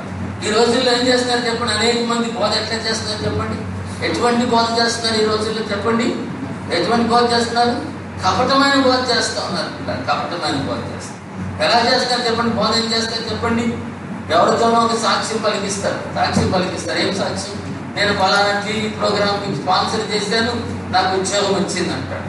ఉద్యోగం వచ్చింది అనగానే ఏం జరిగింది చెప్పండి? దీనిలో కూడా ఏమనుకోవాలన్నమాట, నేను కూడా ఒక టీవీ ప్రోగ్రామ్ చేస్తే నాకు కూడా ఉద్యోగం వస్తుంది అనేటువంటి పద్ధతిలో, ఆ ఉద్దేశంతో అది చదువుతారు. లేకపోతే ఆ ఉద్దేశంతో వారు ఏం చేస్తారు చెప్పండి? ఆ రీతిగా వారు బోధిస్తూ ఉన్నారు. ప్రేమను వాళ్ళరా, ఆ రీతిగా బోధించడం అనేది కపటమైనటువంటి బోధ. అంటే నీ మనసులో ఉన్నటువంటి ఆలోచన, నేను చెప్పే మాట, చాలా మంది దినాలు కపటమైన బోధన చేసేవారు ఉన్నారు. మనసులో ఉంటుంది, అది పైకి మాత్రం చెప్పేటువంటి వారు రకరకాల కపటమైనటువంటి బోధ. రెండవది అపవిత్రమైన బోధ అంటే చెప్పండి. అపవిత్రమైన బోధ తెలుసా? మీ అందరికీ తెలుసు కదా. ఒక ఆయన ఉన్నాడు, ఆయన ఏమంటాడు చెప్పండి? ఏమంటాడు? అమ్మాయి రాత్రి నేను కలిసి ఒక పని చేయాలి అంటాడు. అనేటప్పటికి ఏమైపోతుంది చెప్పండి? ఏమైపోతే అక్కడ కూర్చున్నటువంటి ఆడియన్స్ అందరి మనసులో ఒక్కసారి ఏమైపోతాయి? అపవిత్రపరచబడిపోతాయి. ఏంటి ఇట్లా అంటున్నాడు అంట. వెంటనే అంటాడు కాసేపటికి, నువ్వు బైబిల్ చదవమ్మా, నేను వాక్యం చెప్తాను. ఏం బోధండి? అపవిత్రమైన. ఆ రీతిగా అనేక మంది మరి ఆ దురుద్దేశంతో బోధ చేసేటువంటి వారు చాలా మంది. చాలా భయంకరమైనటువంటి పరిస్థితి. అటువంటి బోధలు కపటమైన బోధ, అపవిత్రమైన బోధ. ఆ తర్వాత ఇంకేంటంటే మోసయుక్తమైనటువంటి బోధ. ఎంతమంది మోసయుక్తమైన, మోసం అంటే మోసం చేసేవారు. రకరకాల దినాలు ఏమైపోయింది చెప్పండి? ఎన్ని మోసాలు చేసినాయి, ఎన్ని మోసాలు.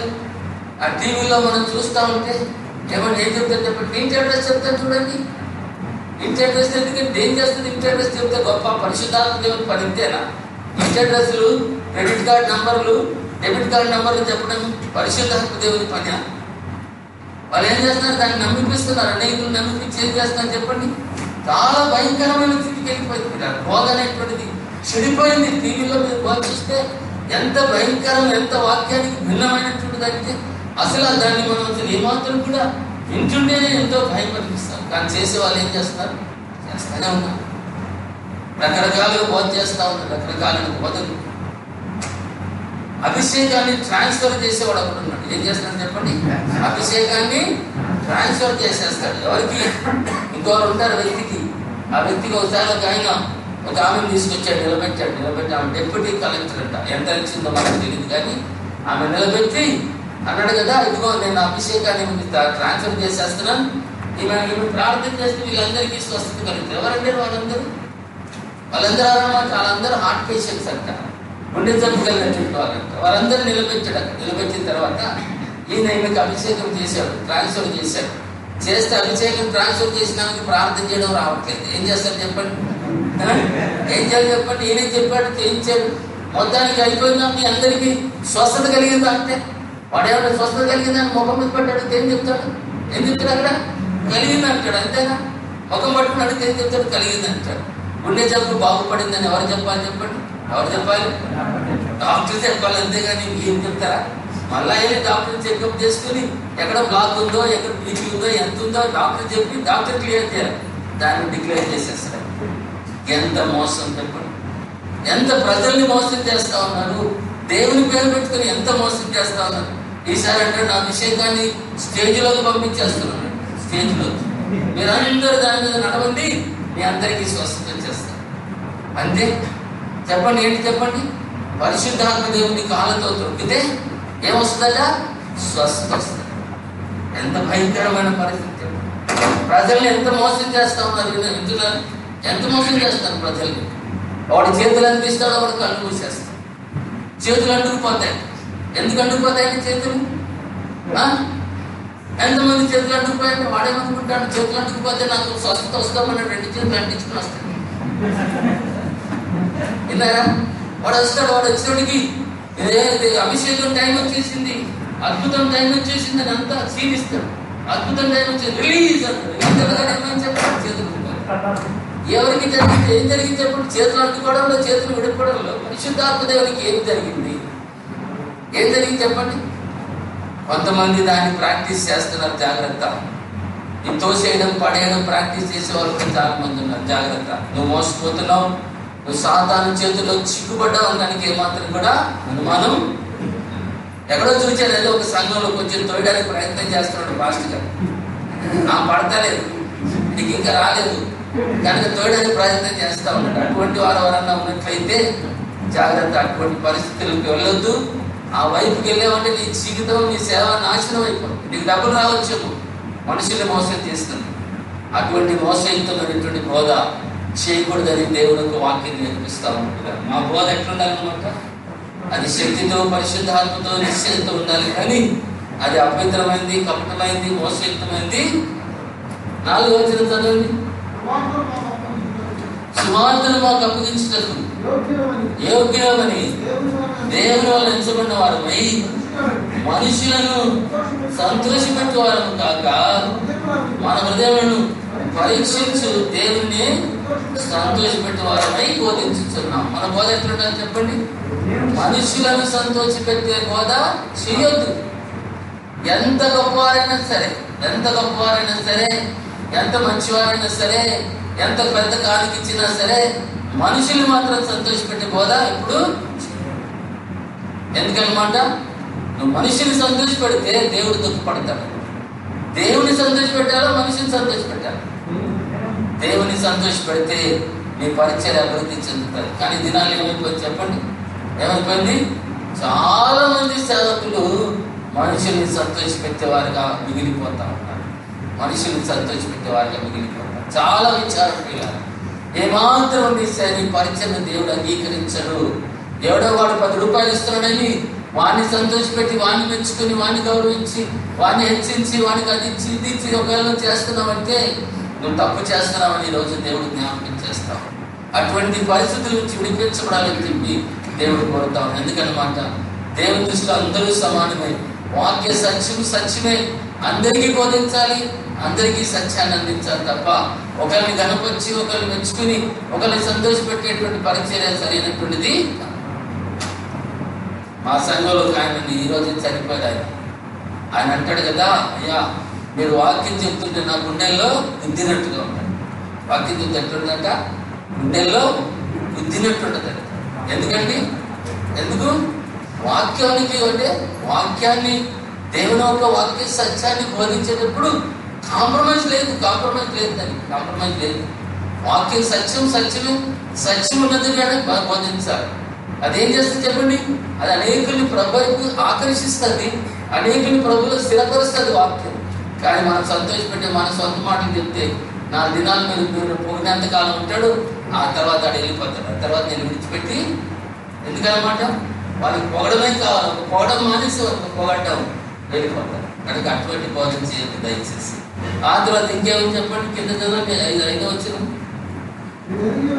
మీరు ఎరిగినట్లు ఇచ్చగపు మాటలను ధనాపేక్షను కప్పుపెట్టు వేషమైనను ఎన్నడను వినియోగింపలేదు. ఎందుకు? దేవుడే సాక్షి. ధనాపేక్షను కప్పిపెట్టే మాట. చాలాసార్లు మన దగ్గర ఏమీ లేదని చెప్పుకోవడానికి మనం ప్రయత్నం చేస్తాం. సంఘాలకి సంఘస్థులకి నా దగ్గర కష్టంలో ఉన్నాను, బాధలో ఉన్నాను, ఏమి లేదని చెప్పుకోవడానికి ప్రయత్నం చేస్తాం. లేకపోతే డబ్బులు రాబట్టుకోవడానికి ఏం చేస్తాం చెప్పండి? ఏదో రకంగా మనం ధనాపేక్షను కప్పిపెట్టాం. బోధన ఎప్పుడు కూడా డబ్బులు గురించినటువంటి సందర్భం తీసుకురావద్దు. నీకేదైనా అవసరం ఉంటే ప్రభుత్వం చెప్పు. ప్రభు వాడి తలకాయ వాడిని ఏం చేస్తాడు చెప్పండి? వాడిని ఏం చేయాలి? నా ప్రజలను నేను రేపుతాను, వాడు పరిగెత్తుకుని తన ఇష్ట వస్తువుల చేత మందిరాన్ని. ఎప్పుడైనా సరే ఈ జీవితంలో సంఘంలో నీ డబ్బు నీ అవసరత, డబ్బు అవసరత గురించి ఎప్పుడు చెప్తే ఎప్పుడైనా పలానా మీటింగ్ జరుగుతుంది, ఎంత ఖర్చు అవుతుంది, మీరు ఎవరైనా ప్రేరేపించబడితే దేవుడు మిమ్మల్ని ప్రేరేపిస్తే ఇవ్వండి అని చెప్పండి తప్ప, లేకపోతే నిబంధిస్తామని కొంతమంది, పేపర్ ఇచ్చేవాళ్ళు కొంతమంది, రాయనే వాళ్ళు కొంతమంది, లేకపోతే వాళ్ళు వెనకాల పడి ఇంకా 10 రూపాయలు ఎక్కువ, ఇంకో 100 ఎక్కువ అని బతికిలాడేవాళ్ళు కొంతమంది. ఇటువంటి పని చేయొద్దు ఎప్పుడు కూడా. డబ్బు ఎవరి వాళ్ళు చెప్పండి? డబ్బు ఎవరి వాళ్ళు? నీ పరిచయకి, నీ పరిచయ దేవుని చిత్తములో ఉంటే, నీ పరిచయ దేవుని చేత అంగీకరించబడింది అయితే నీకు డబ్బు ఇచ్చేది ఎవరు చెప్పండి? దేవుడు ఇస్తాడు. 3వది నాగారం సంఘంలో కడుతున్నా, నాగారం సంఘంలో చర్చి కడుతున్నా. నాగారం 9 లక్షలు పెంచి ప్లాట్ కొన్నాం. 9 లక్షలు పెంచి ప్లాట్ కొన్నాం. ఎక్కడి నుంచి వచ్చినాయి అంటే, ఒక్క వ్యక్తి 6,20,000 రూపాయలు ఇచ్చింది. ఒక వ్యక్తి 6,20,000 రూపాయలు నాకు పంపించింది. ఎక్కడి నుంచి వచ్చింది? ఎవరు చెప్పారు ఇవ్వమని? ఎవరు చెప్పారు? సరే, స్థలం కొన్నాం. స్థలం కొన్న తర్వాత ప్లాట్ కట్టాలి, చర్చి కట్టాలని ప్రారంభిస్తే ఏం జరిగింది చెప్పండి? ఒక ఆయన ఇంటికి పిలిచి ₹1,00,000 చెక్ ఇచ్చాడు. నేను అడగలేదు. ఒక ఆయన ₹1,00,000 చెక్ ఇచ్చాడు. ఇంకొక ఆయన ఇంకో ₹1,00,000 చెక్ ఇచ్చాడు. ఒక లేడీ ఇక్కడి నుంచో మంచిర్యాల నుంచి చెప్పేటప్పుడు చర్చికి వస్తారు. అయ్యారు మీరు చర్చి కడుతున్నారంట, ఇంటికి రండి డబ్బులు ఇస్తారు. చెక్ అయినా క్యాష్ అయినా ఇష్టమంట. ₹40,000 క్యాష్ తెచ్చి. ఎక్కడి నుంచి వస్తాయి డబ్బులు? ఎవరిస్తారండి? మీ అందరికీ రోజు ప్రతి నెల ₹2,00,000 నేను పంపిస్తాను. ఎక్కడి నుంచి వస్తున్నాయి? సేవకి 2 లక్షలు వెళ్ళిపోతాయి మా కానుక పెట్టులోంచి ప్రతి నెల. ఎక్కడి నుంచి వస్తున్నాయి? ఎవరిస్తారు? బతిమలాడాలి. నేను ఒక్కొక్కరిని ఎన్నడూ ధనాపేక్షను కట్టుకోండి. డబ్బులు అవసరం ఉందనేటువంటి విషయం, డబ్బులను ఆశించి కానీ బోధన చెయ్యొద్దు. మీటింగ్స్ అవుతున్నాను, కానున్నాడు కొడుకు, అంకుల్ నేను మొత్తం భోజనాలకి స్పాన్సర్ అంటున్నాను, ₹30,000 పంపించాను. ఏమన్నా చెప్పండి? ఎక్కడి నుంచి వస్తున్నాయి? నేను అడిగనా? I never expected. వస్తాయనే ఆలోచన కూడా నాకు ఉండదు. కానీ దేవుడు ఇస్తాడు. ఎందుకనమాట? ఇక ఆ డబ్బు, ఆ ఖర్చు పని అంతా ఎవరిదనమాట? దేవుడు చూసుకుంటున్నాడు. ఈ పరిచయంలో దేవుడే చూసుకుంటున్నాడు అంటాను. నేను ఎప్పుడు దాని గురించి ఆలోచించాను. ప్రియమైన వాళ్ళారా, నమ్మండి ప్రభుని, ప్రభు మీద ఆధారపడండి. కొంతకాలం శ్రమ వస్తుంది, కొంతకాలం బాధ వస్తుంది. ఏ మనిషిని వైపు చూడదు, దేవుని వైపు చూడండి. అద్భుతమైనటువంటి రీతిగా దేవుడు కార్యాలు చేస్తారు. నా ప్రజల్ని రేపుతారంటే, ఒకసారి ఈ స్థలంలో ఉన్నప్పుడు ఈ చర్చికి మాకు కొంతమంది 10 కుటుంబాలు ఉన్నాయి. మేము అంతే. మరి స్థలం ₹10,000 అడ్వాన్స్ ఇచ్చారు. ₹1,10,000 91 సంవత్సరాలు ఉంది.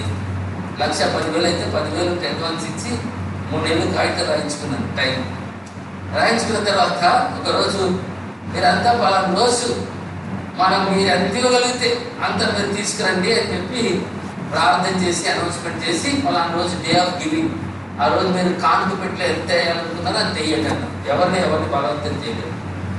ఏం జరిగింది చెప్పండి? ఒక ఆయన నా దగ్గరికి వచ్చాడు ఒక రాత్రి. బ్రదర్ ఏం చేయాలి బ్రదర్? ఏమైంది బ్రదర్ అంటే, అయ్యా నాకు ఫిక్స్డ్ డిపాజిట్ ఉంది, అది నాకు నిద్రపడతలేదు, క్యాన్సిల్ చేసేవారు అనండి. ఫిక్స్డ్ డిపాజిట్ ఉంది, నిద్రపడతలేదు. ఏమైంది అంటే, అది క్యాన్సిల్ చేయాలనిపిస్తుంది, క్యాన్సిల్ చేయడానికి ఒప్పుకోవట్లేదు, నిద్ర పట్టట్లేదు అన్నాడు. మీ ఇష్టం బ్రదర్ అన్నా. వెళ్ళాడు, క్యాన్సిల్ చేసేది, తీసుకొచ్చి డబ్బులు అంటే దేవుడు ఏం చేస్తాడు చెప్పండి? నీ అవసరతకి దేవుడు ప్రజల్ని రేపుతాడు, నిద్ర పట్టకుండా ఇచ్చేంతవరకు నిద్ర పట్టదానికి దేవుడు రేపుతే కనుక నమ్మండి. ధనాపేక్షని కప్పిపెట్టే మాటలు మాత్రం ఇప్పుడు ఏదో ఇండైరెక్ట్ గా పేదరికాన్ని కానీ అవసరతలు కానీ ఏది చెప్పదు. నీ చెప్పేదంతా ప్రభువు చెప్పు, ఆయన చూసుకుంటాడు. ఎవరిని రేపాలో, ఎవరిని తీసుకురావాలో, ఎవరి ద్వారా కార్యం చేయాలో ప్రభువే. కాబట్టి ధనాపేక్షను కప్పిపెట్టి పౌలు జీవితంలో అంతా ఇటువంటి గొప్ప గొప్ప కార్యాలు చూసి పౌలు అంటే నా వల్ల ఏమి నేర్చుకున్నారో, ఏమి అంగీకరించారో, ఏమి చూసారో ఆ పని మీరు కూడా. ఆ తర్వాత ఎక్కువ మాట్లాడుతుంది అనుకుంటే 6వ వచనం, మరియు మేము క్రీస్తు యొక్క అపోస్తులమైన ఉన్నందున అధికారం చేతకు సమర్థులమైనను మీ వలనే కానీ ఇతరుల వలనే కానీ మనుషుల వలన కానీ కలుగు ఘనత మేము కోరలేదు. అధికారం చేయడానికి మాకు అధికారం ఉంది, కానీ ఎప్పుడు కూడా మేము ఎవరైనా ఘనత కోరలేదు అంటున్నాడు. కనుక ఏం చేయాలి చెప్పండి? సంఘం అంటే ఏం చేయాలి? సంఘ బిడ్డలు ఏం చేయాలి? ప్రేమించాలి తప్ప వారి దగ్గర నుంచి ఏం చేయకూడదు చెప్పండి? పని చేయించుకోకూడదు, వారి ఘనత కోరుకోకూడదు. చాలా మంది పాస్ గారు రాగానే ఏం చేయాలన్నమాట? పాస్ గారికి ఏం ఇవ్వాలి చెప్పండి? ఏదో మర్యాద చేయాలని ఎక్స్పెక్ట్ చేస్తూ ఉంటారు కదా. ఎప్పుడూ ఘనత కోరద్దు. దీనులుగా ఉండాలి, వ్యక్తులుగా ఉండాలి, తగ్గించుకున్న వారిగా ఉండాలి. అప్పుడు దీనికి ఘనత దొరుకుతుంది. తను తాను తగ్గించుకున్నవాడు హెచ్చించుకున్నవాడు. అది ఆచార సంబంధమైన సంఘాలు. ఒకసారి నేను ఎక్కడికి వెళ్ళాను కూడా, ఎవరిని రాగానే మా పాస్టర్ గారు మొత్తం కళ్ళు ఇయ్యాలంటే, ఆ తర్వాత కోడి బట్టలు కొయ్యాలంటే అంటారు. మనం అటువంటిది కోరుకోకూడదు. పిల్లలు చాలా దీనంగా నిత్యులుగా ఉండాలి. విన్నారా? కనుక అప్పుడు ఏం చేస్తారు చెప్పండి? మనం ఘనత కోరుకున్నప్పుడు దేవుడు మనల్ని ఘనపరుస్తాడు. మేము అధికారం చేయడానికి మాకు యోగ్యత ఉంది, అధికారం ఉంది, కానీ సమర్థులమైనప్పటికీ మీ వల్ల కానీ ఇతరుల వల్ల కానీ మనుషుల వల్ల కానీ ఘనత మేము కోరలేదు. కాబట్టి ఎప్పుడూ ఘనపరచబడాలనే కోరిక సంఘ బిడ్డల చేత ఘనపరచబడాలి. వారు ఘనపరుస్తారు, నువ్వు అడగద్దు. నీలో ఆ కోరిక ఉండకూడదు. ఎందుకంటే నువ్వు కూడా నన్ను ఇది చేయలేదే, నాకు అది ఇవ్వలేదే, నాకు కృషి చేయలేదే అనుకుంటే మాత్రం ఏం జరుగుతుంది చెప్పండి? ఏం జరుగుతుంది? దేవుడు సంతోషించండి. అధికారం అనేటువంటిది, రెస్పెక్ట్ అనేటువంటిది ఎట్లా అనమాట? అది డిమాండ్ చేస్తే వచ్చేది. Respect must be commanded. Respect must be commanded అంటే నీ యొక్క ప్రవర్తన బట్టి, నీ పరిస్థితిని బట్టి నీ సంఘ బిడ్డలు గదగద వణుకుతూ నిన్ను ప్రేమించి కనపరిచి నీ కొరకు ఏదైనా చేయడానికి వారు ముందు ప్రేమతో రావాలి. అది మనం అది డిమాండ్ చేసేది కాదు, కానీ అది కమాండ్ చేసేది. నీ ప్రవర్తన, నీ సాక్ష్యాన్ని బట్టి, నీ పరిస్థితిని బట్టి నీ సంఘ బిడ్డలు నిన్ను ప్రేమిస్తాడు. అది కావాలి మన జీవితాలు. కానీ నాకు అది గుర్తు చేయలేదే, రాగానే ప్రైజ్లా చెప్పలేదే అనుకుంటే మాత్రం నువ్వు తప్పు చేస్తున్నావు అనే విషయాన్ని దేవునికి వాక్యం సెలవిస్తాం. ఆ తర్వాత ఇంకొక మాట కింద 7వ వచనం, అయితే సైన్యమిచ్చు తల్లి తన సొంత బిడ్డలను కాపాడుతున్నట్లు మేము మీ మధ్యన సాధువులమై ఉంటున్నాం. సంఘాన్ని ఎంత ప్రేమించారట? సంఘాన్ని చెప్పండి. పౌలు సంఘం పట్ల ఎటువంటి ఆలోచన కలిగి ఉన్నాడు చెప్పండి? సంఘం పట్ల సైన్యమిచ్చు తల్లి తన చంటి బిడ్డను గౌరవించినట్లుగా నేను మిమ్మల్ని మీ పట్ల అంటే ఎటువంటి మృదువైనటువంటి ప్రేమ, మృదువైనటువంటి కాపుదల, మృదువైన రీతిగా ఆ సంఘాన్ని ఎంతగా కాపాడనే విషయాన్ని మనం జ్ఞాపకం చేసుకోవాలి. సైన్యమిచ్చు తల్లి తన సొంత బిడ్డలను గౌరవించినట్లుగా అంటున్నాడు. అంటే తల్లి తన బిడ్డల పట్ల, ఒక తల్లి మనిషిన మనసు దేవుడిను అంటే అంత ప్రేమతో, అంత మృదువైన స్థితిలో ఆ సంఘాన్ని అంతగా వారి పట్ల ప్రవర్తించేటువంటి పరిస్థితి పౌల్లో కనబడుతున్నట్టుగా మనం చూస్తాము. ఎంతమంది మీ సంఘాన్ని ఆ రీతిగా ప్రేమించేవారు? ఎంతమంది సంఘమంతుని ప్రేమిస్తున్నారా? మనకు అనుకూలమైన వారిని ప్రేమిస్తున్నామా? మనం ద్వేషించే వారిని ద్వేషిస్తున్నామా? అనుకూలమైన వారి కొరకే ప్రార్థిస్తున్నామా? ద్వేషించే వారి కొరకు ప్రార్థించట్లేదా? ఈ విషయాన్ని మనం గమనించాలి.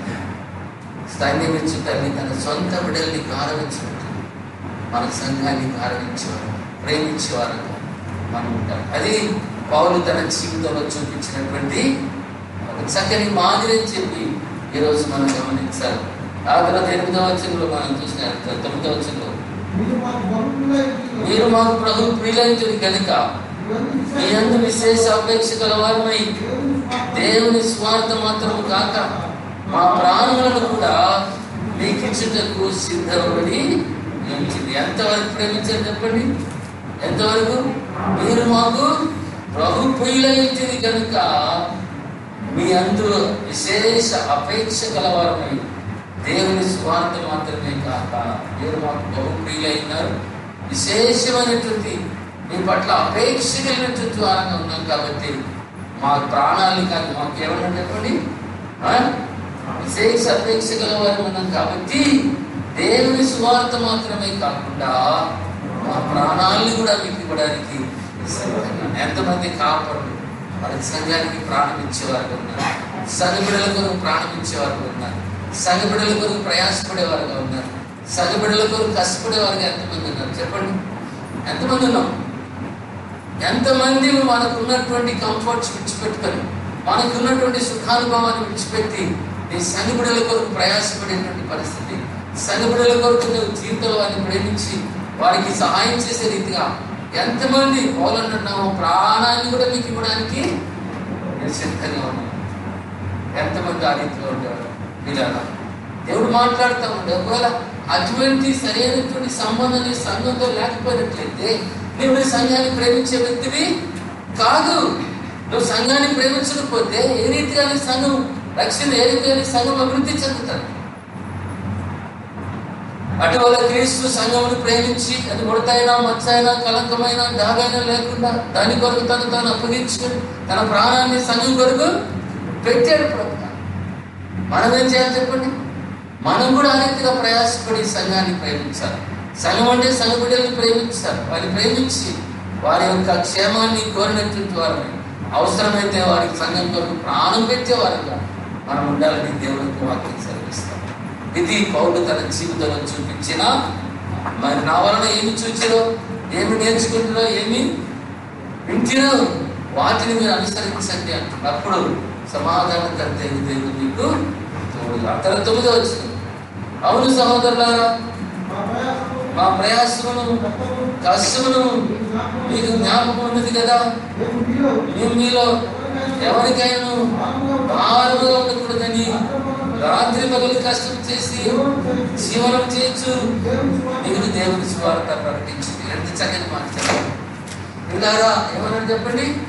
మేము మీకు ఎప్పటికీ కూడా భారంగా ఉండకూడదని రాత్రి పగలు కష్టపడి జీవనం చేసి మీకు స్వార్థ ప్రకటిస్తూ వచ్చాము. ఎంత చక్కని మాట! రాత్రి పగలు కష్టపడి స్వార్థ ప్రకటిస్తూ వచ్చినట్టుగా ఎవరి మీద భారం వేయకుండా, ఎవరి దగ్గర డబ్బులు ఆశించకుండా, ఎవరి దగ్గర ఎటువంటి సహాయం కోరుకోకుండా, వారి మీద ఆధారపడకుండా రాత్రి పగలు కష్టపడి తేరాలు గుర్తుకొని టెంట్లు కుట్టి మరి పౌరు తన జీవితంలో స్వార్థ పరిచయం చేసినట్లుగా దేవుని యొక్క మాకు నేర్పిస్తుంది. ప్రియమైన వాళ్ళారా, అటువంటి స్థితి మన జీవితం. చాలా మంది ఏమంటారంటే ఉద్యోగాలు చేయకూడదు, నేను సంపూర్ణ సేవకులు కాదంట. నేను సంపూర్ణ సేవకుడు, సగం సేవకుడు చెప్పండి? చెప్పండి. మీరు ఏర్పరచుకున్నవారు, మేము ఏర్పరచుకున్నవారు, మీరు పిలువబడినవారు, అంతేనా? రకరకాలుగా మాట్లాడతారు. ఉద్యోగాలు చేసిన వాళ్ళని చాలా చాలా ఏమనుకుంటారు చెప్పండి? చాలా తక్కువగా అంచనా, నీ మీద సూపర్ ఆశిస్తూ నువ్వు పిలువబడ్డావు, ఏర్పరచుకుంటావు అనుకునేవారు చాలా మంది. వాళ్ళు దేవుడిని పిలిస్తే సంతోషం, నువ్వు వచ్చావు దేవుని సేవకి, నమ్మకంగా పరిచయం చేయి, దేవుడు తెలుస్తాడు. అంతేకాదు మరి నేనైతే ఉద్యోగం చేశాను, 38 సంవత్సరాలు ఉద్యోగం చేశాను. 38 సంవత్సరాలు సెంట్రల్ గవర్నమెంట్లో ఉద్యోగం చేసి ఈ పరిచయం అంతా నేను కట్టాను. అంటే దేని బట్టి జరిగింది చెప్పండి? దేని బట్టి జరిగింది? ఎవరి మీద ఆధారపడి ఈ రోజు వరకు కూడా ఎవరైనా రూపాయి ఇస్తారన్న ఆశ నాకు లేదు, నేను ఎక్స్పెక్ట్ కూడా కారణం ఏంటి చెప్పండి? ఎవరికి భారంగా ఉండకుండా దేవుడు ఇచ్చినట్టు కష్టపడి పనిచేసుకుని ఈరోజు ఏం చేస్తుందని చెప్పండి? దేవుడు యొక్క పరిచయంలో సాగిపోయేవాడు. తప్పేమీ లేదు. కష్టపడి పని చేసుకోవడంలో పౌలు ఏం చేసేది చెప్పండి? కష్టపడి రాత్రి మగలు నేరాలు కుట్టుకుని పౌలు అకుల ప్రిస్కిలా వారందరూ ఒకే వృత్తికి చెందినటువంటి వారు కాబట్టి పౌలు వెళ్ళి అకుల ప్రిస్కిలా ఇంటి చేరినప్పుడు వారందరూ కలిసి తేరాలు కొట్టుకుంటూ సువార్త పరిచయం కొనసాగించినట్టుగా మనం చూస్తాం. ఆ తర్వాత 10వ వచనం, మేము విశ్వాసులైన మీ ఎదుట ఎంత భక్తిగాను నీతిగాను అనించముగాను ప్రవర్తించితిమో దానికి మీరు సాక్షులు, దేవుడు సాక్ష్యం. ఎంత నీతిగా భక్తిగాను నీతిగాను అనిత్యం. మన ప్రవర్తన ఎట్లుండాలి చెప్పండి? సంఘం పట్ల భక్తిగా ఉండాలి. మొట్టమొదటిగా భక్తిగాను నీతిగాను అనిత్యముగా ఉండాలి. చెప్పండి భక్తి అంటే ఏంటి చెప్పండి? భక్తిగా ఉండాలంటే ఏం చూశారు పౌరు జీవితంలో? భక్తి అంటే ఏం భక్తి చూశారు? భక్తి అంటే ఏంటి చెప్పండి? చెడుతనమును ఆశ్రయించుకోవడమే భక్తి. చెడుతనాన్ని యెహోవా యందు భయభక్తులు కలిగితే చెడుతనమును ఆశ్రయించుకుంటే యెహోవా యందు యథార్థముగా పలుకువాడు యెహోవా యందు భయభక్తులు కలిగించువాడు. యెహోవా యందు భయభక్తులు కలిగితే వినయమునకు ప్రతిఫలం. కాబట్టి భయభక్తులు అంటే చెప్పండి? పౌలు జీవితంలో వారు ఏ చెడుతనాన్ని కూడా చూడలేదు. వారి జీవితాన్ని పౌలు డిక్లేర్ చేస్తున్నాడు ఏంటంటే, మీ ఎదుట ఎంత భక్తిగా బ్రతికానంటే, మీ ఎదుట బ్రతికాను, నా జీవితంలో ఎటువంటి చెడుతనం లేకుండా నన్ను నేను కాపాడుకుంటూ మిగతా పరిచయం చేస్తూ వచ్చానంట. మనం చెప్పగలుగుతాం ఆ మాట? నేను భక్తిగా మీ పట్ల పరిచయం చేస్తున్నాను, నా జీవితంలో ఉన్న ప్రతి చెడుతనాన్ని నేను విడిచిపెట్టి మీకు సేవ చేస్తానని చెప్పే ధైర్యం అనుకుందా? ప్రేమైన వాళ్ళ దేవుడు చూస్తా, హృదయాన్ని చూసేవాడు దేవుడు. భక్తి జీవితం చాలా అవసరం. పరిచయంలో భక్తి చాలా అవసరం. ఎందుకనమాట? పాపాన్ని ఆశ్రయించుకోకుండా దేవుని కాడికి పోయటం చాలా అసంభవం. కాబట్టి పాపాన్ని ఆశ్రయించుకో. రెండో మాట, యథార్థంగా నడుచుకోవడం. అంటే నీ మాట అవునంటే అవును, కాదంటే సంఘం అయితే పౌలు ఏం చెప్పండి, నేను వస్తానంటే వస్తాను, రానంటే. అటువంటి యథార్థమైనటువంటి జీవిత విధానాన్ని పౌలు సంఘానికి చూపించారు. నీతి అంటే ఏంటి చెప్పండి? నీతి అనే మాటకు అర్థమేంటి? నీతి అనే మాటకు అర్థమేంటి? ఒక మాట చూడండి, అక్కడ ద్వితీయోపదేశకాండంలో ఒక మాట ఉంటుంది. నీతి అనే మాటకి 6వ అధ్యాయం ఆఖరి వచనం చదవండి. ద్వితీయోపదేశకాండం 6వ అధ్యాయం ఆఖరి వచనం. తన దేవుడైన యెహోవా మనకు ఆజ్ఞాపించినట్లు ఆయన సన్నిధిని సమస్తమైన ఆజ్ఞలను అనుసరించి మనం నడుచుకున్నట్లు, ఆ నడుచుకున్నప్పుడు మనకి ఏం కలుగుతుందట? నీతి అంటే ఏంటి చెప్పండి? దేవుని యొక్క ఆజ్ఞలు కట్టలు అనుసరించి నడుచుకోవడమే నీతి. కాబట్టి పౌలు తన జీవితంలో సంఘం ఎదుట తను ఏదైతే బోధిస్తూ వచ్చాడో, ఏదైతే రాయబడిందో ప్రతి ఆజ్ఞను ప్రతి కట్టడను నెరవేరుస్తూ భక్తి కలిగినటువంటి వాడే జీవితాన్ని నశించుకుంటూ యథార్థమైనటువంటి జీవితం జీవిస్తూ మేలుట బతికాను. మీరు సాక్షులు, దేవుడే సాక్షులు.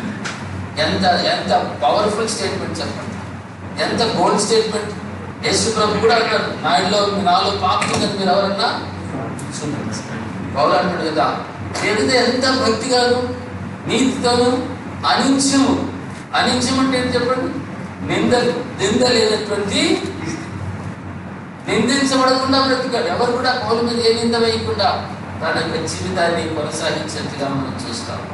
ఆ తర్వాత 11వ వచనం, తన రాజ్యమునకును మహిమకును మిమ్మల్ని పిలుచున్న దేవునికి తగినట్టుగా మీరు నడుచుకోవాలని మీలో ప్రతి వారిని హెచ్చరించుచు, ధైర్యపరచుచు, సాక్షిమిచ్చుచు, తండ్రి తన బిడ్డలేడలా నడుచుకునే రీతిగా మీలో ప్రతి వాడిలా మేము నడుచుకుంటామని మీకు తెలియదు అంటున్నాడు. ఎంత చక్కని మాట పిల్లారు. తన రాజ్యమునకును మహిమకును మిమ్మల్ని పిలుచుచున్న దేవునికి తగినట్టుగా మీరు నడుచుకోవాలని, దేవుని మహిమకును ఆయన కీర్తి ఆయన యొక్క రాజ్యములకు తగినట్టుగా మీరు నడుచుకోవాలని చెప్పి మీలో ప్రతి వారిని హెచ్చరించుచు, ధైర్యపరచుచు, సాక్ష్యమిచ్చుచు, తండ్రి తన బిడ్డలను నడుచుకునే రీతిగా మీలో ప్రతి వారిని మేము నడుచుకుంటామని మీకు తెలియదు అంటున్నాడు. అంటే ఎంత చక్కని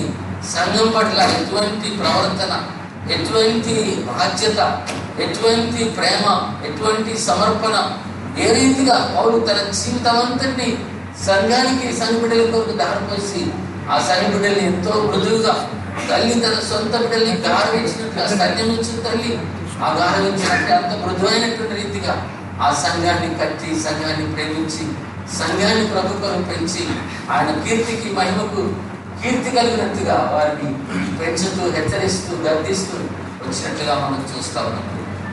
ఎంత చక్కని మరి మాదిరి పౌలు చూపించాడు కాబట్టి మన జీవితంలో కూడా అటువంటి మాదిరికరమైనటువంటి పరిచయం చేసేవారుగా మనం ఉండాలని చెప్పి దేవుడు కోరుతా ఉంటాడు. ఆఖరి ఒక మాట అంటాడు చూడండి, ఆ అపోస్తలుల కార్యాలు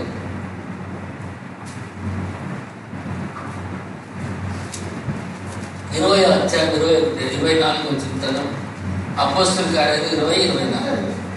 అయితే దేవుని కృపా సువార్తను గురించి సాక్ష్యమిచ్చుటకు నా పరుగును నేను ప్రభువైన యేసు వలన పొందిన పరిచర్యను తుదముట్టించవలనని నా ప్రాణమును నాకెంత మాత్రమును ప్రియమైనదిగా తెలుసుకోండి. ఏం చేస్తాను? లాస్ట్కి ఏం చెప్తాను చెప్పండి. ఆయన నాకు అప్పగించిన సువార్త, ఆయన నాకు అప్పగించిన పరిచర్యను తుదముట్టించాలని చెప్పి నా ప్రాణమును ఎంత మాత్రము దాన్ని ప్రియమైనదిగా ఎంచుకుని, నా ప్రాణం పోయినా సరే, నా ప్రాణం ఏమైపోయినా సరే, కానీ నా ప్రభు నాకు అప్పగించిన పరిచర్య, నా ప్రభు నాకు అప్పగించిన సువార్త, నా ప్రభు నాకు అప్పగించిన బాధ్యతను తుదముట్టించాలని, దాన్ని ఫినిష్ చేయాలని చెప్పి నా ప్రాణాన్ని ఎంత మాత్రం నేను ప్రియమైనదిగా. ప్రియమైన సేవకులారా, దేవుడా, మీ జీవితాలు ఎటువంటి దృక్పథాలతో పరిచయం చేస్తాం, ఎటువంటి ఆలోచనతో పరిచయం చేస్తా ఉన్నాం? ఒకసారి పరీక్షించుకుందాం. ఎందుకంటే ఆ పౌరులు నా ఎందుకు మీరు ఏమి వింటారో, ఏమి చూచిరో, ఏమి నేర్చుకుంటారో, ఏమి అంగీకరించుతారో వాటిని మీరు చేయండి. అప్పుడు ఏమంటారు చెప్పండి? సమాధానకర్త దేవుడు మీకు. ప్రియులారా, ఇది వాక్య సత్యం. ఇది ఏంటి చెప్పండి? ఇది వాక్య సత్యం. ఇది ఒక అనుభవంతో కూడినటువంటి మాటలు పౌరులు రాసిపెట్టారు. ఎవరు ఆ రీతిగా వారి సంఘాల పట్ల ప్రవర్తిస్తారు, ఎవరు ఆ రీతిగా వారి సంఘాన్ని కట్టడానికి ఇష్టపడతారు, దేవుడు వారిని ఏం చేస్తారు చెప్పండి? పౌరులాగా బలంగా వాడుకుంటాడు. పౌరు వలె అనేకులకి మాదిరికరంగా, అనేకులకి సాక్షాత్తంగా, అనేకులకి రక్షణార్థంగా, అనేక సంఘాన్ని బట్టి అనేక మర్మాలు పౌరుకి బయలుపరుస్తూ సంఘ మర్మం అంతా కూడా బయలుపరిచాడు. ఆ మర్మాన్ని అంతా కూడా రాయించి పెట్టాడు పౌరు. ఆ రీతిగా మన జీవితాల్లో మనల్ని కూడా వాడుకోవాలని చెప్పి ప్రవేశపడతాం. ఎంతమంది అటువంటి పరిచయం చేయడానికి ఈ రోజు నా ప్రభు గారికి తీర్మానం చేసుకోవడానికి ఇష్టపడుతున్నారా? పౌలు లాంటి పరిచర్య, పౌరులాగా సంఘాన్ని ప్రేమించేవారు, పౌరులాగా సంఘాన్ని పట్ల ప్రవర్తించేవారుగా ఎంతమంది మీ జీవితాల్లో మీరు ఇష్టపడుతున్నారు నాకైతే తెలియదు. కానీ ఆ రీతిగా మీరు మళ్ళీ వెళ్ళి ఆ దశలోనికి రాసిన మొదటి పత్రిక, రెండో పత్రిక, మొదటి పత్రిక మొదటి అధ్యాయాలు, రెండు అధ్యాయాలు చదవండి. ఎన్ని పాయింట్స్ ఉన్నాయో అవన్నీ రాసుకోండి. ఆ ప్రకారంగా మీ సంఘాన్ని ప్రేమించండి, సంఘం పట్ల ప్రవర్తించండి. దేవుడు అద్భుతమైనటువంటి కార్యాలు చేస్తాడు. అద్భుతమైనటువంటి రీతిగా దేవుడు తన కార్యాన్ని జరిగించి సంఘాలను అభివృద్ధి చేసి ఆయన మహిమకు కీర్తి కలుగునట్లుగా మీ పరీక్షను దీవించి అనేకుల్ని ఆయనలో పెంచుకొని ఆయన మహిమకు నిలబెట్టుకొని దేవుడు బలమైనటువంటి కార్యాలు చేయడానికి ఆ ప్రభు ఇష్టపడతా ఉన్నారు. ఎంతమంది ఆ రీతిగా మీ పరీక్షలను ఖర్చుకోవడానికి, మలుచుకోవడానికి, మార్చుకోవడానికి ఎంతమంది ఇష్టపడతా ఉన్నారు? ఇష్టపడినట్లయితే క్రైస్తులో లేదు, నా సొంత పద్ధతిలోనే నాకున్నటువంటి అన్ని కూడా సంఘానికి డైరెక్ట్ గాను, ఇండైరెక్ట్ గాను నా ఆశలు, నా కోరికలని చెప్తాను, నాకేమన్నా ఇస్తారో అనుకుంటే ఒక్క రూపాయి రాదు. అన్ని ఎవరో వైపున చూస్తే దేవుడు ఆ డోర్ మూసి పడేస్తాడు. ఎవరైనా 10 రూపాయలు ఇచ్చారనుకోండి, మళ్ళీ ఇస్తాడు అనుకుంటే మూసేస్తాడు దేవుడు. క్లారిటీ 100% మూసేస్తాడు. ఇంటారా? కనుక మనుషుల వైపు ఇప్పుడు కూడా చూడొద్దు. నో, దేవుని వైపు చూడండి. అన్ని విషయాల్లో దేవుని వైపు చూడండి. దేవునికి చెప్పండి, దేవుడు కార్యాలు జరిగిస్తాడు. సంఘానికి కట్టేదో చెప్పండి, నా సంఘం నేను కడుతున్నాను. కట్టేవాడు దేవుడు, నీవు నేను కాదు కట్టేది. దేవుడు కడుతున్నాడు, ఆయన కడుతున్నాడు. ఆయన కడుతూనే ఉంటాడు, అంతే కడుతూనే ఉంటాడు. ఆయన సమయంలో ఆయన మనుషులను ఉపయోగించి ఆయన ప్రణాళిక చొప్పున, ఆయన ప్లాన్ చొప్పున ఆ సంఘాన్ని కడుతూ ఉంటాడు. దేవుడు కూడా దాన్ని ఆపేటువంటి ఎవరికి కూడా ధైర్యం లేదు, శక్తి లేదు, అధికారం లేదు. మనం అనుకుంటాం కదా, బీజేపీ వచ్చింది, ఆర్ఎస్ఎస్ వచ్చేసింది, వీళ్ళు వచ్చేసారు, వాళ్ళు వచ్చేసారు, వీళ్ళంతా మనం నాపేస్తారు. నథింగ్. ఎవడు కూడా దేవుని సంఘాన్ని ఆపే ధైర్యం ఎవరికి లేదు. Nobody can stop it. దేవుడు కడుతుంటాడు, కట్టే ప్రక్రియ జరుగుతానే కనుక వాడు ఏదైనా వస్తాడేమో మనల్ని బెదిరిస్తాడు, అంతేగాని దేవుని సంఘాన్ని ఆపేటువంటి పరిస్థితి ఎక్కడక్కడ. కనుక ఆ కట్టే ప్రక్రియలో నువ్వేం చేయాలి చెప్పండి? నువ్వు నేనేం చేయాలి? ప్రభా నన్ను ఒక కూలిగా పెట్టుకొని ఆయన నమ్మకమైన కూలివాడిగా నీ పని చేస్తాను ప్రభా అని చెప్తామా? నేను కూలివాడిని కాదు, నేను రెవరెంట్ని, లేదా నేను బిషప్ని, అదే నేనేంటి కూలి పని చేస్తానా? కూలి పని కూడా దొరకదు దేవుని పరిచయం, జాగ్రత్త. అది దేవుడు కృపిస్తే కూలి పని దొరుకుతుంది అంతే. విన్నారా? ఏదో గొప్ప అనుకో, దేవుడు చాలా మంది అనుకుంటారు కదా, అంతా దేవుడికి చేత కావట్లేదు, నేనే మోసేస్తున్నాను, నేనే కట్ చేస్తున్నాను, దేవుడికి నేను ఎంతో సహాయంగా ఉన్నాను అనుకుంటాను. ఇది మాట చాలా మంది మాట్లాడుతుంటారు కదా, అక్కడికి వెళ్ళాను, ఇక్కడికి వెళ్ళాను, అది చేశాను. అంతా ఒకటే, దేవుడి కృప లేకపోతే దేవుడు కూడా. కాబట్టి దేవుని దేవుని సంఘము దేవుని యొక్క ప్రణాళిక. Church is the plan of. సంఘం అనేటువంటిది స్థానిక సంఘం అనేటువంటి సంఘం అంటే చెప్పండి, పిలువబడిన వారు ఎక్కడి నుంచి చీకటిలోంచి వెలుగులోనికి పిలువబడినటువంటి కాల్ అవుట్ పీపుల్ అంతే కదా. ఆ సంఘము దేవుని యొక్క ప్రణాళిక. ఆ సంఘం ద్వారా దేవుడు అన్ని కార్యాలు చేస్తాడు. సువార్త సంఘం ద్వారా జరగాలి, స్వస్థతలు సంఘం ద్వారా జరగాలి, ప్రవచనం సంఘం ద్వారా జరగాలి, అద్భుతాలు సంఘం ద్వారానే. నీకు సంఘం లేకుండా నేను ఇండివిజువల్ చదువుతుందండి, నేను ఎవాంజలిస్ట్ అండి అంటే పనిచేసే పని. సువార్థికుడు కూడా సంఘం ద్వారా పంపించబడాలి తప్ప వాడు ఒంటిగా వెళ్తే వాడు సేవకుడు ఎవరు గుర్తించడానికి వీలు, దేవుడు కూడా గుర్తించాలి. సంఘం పంపిస్తే సువార్త పని. కనుక నీకు ఒక స్థానిక సంఘం అనేటువంటిది చాలా ఇంపార్టెంట్.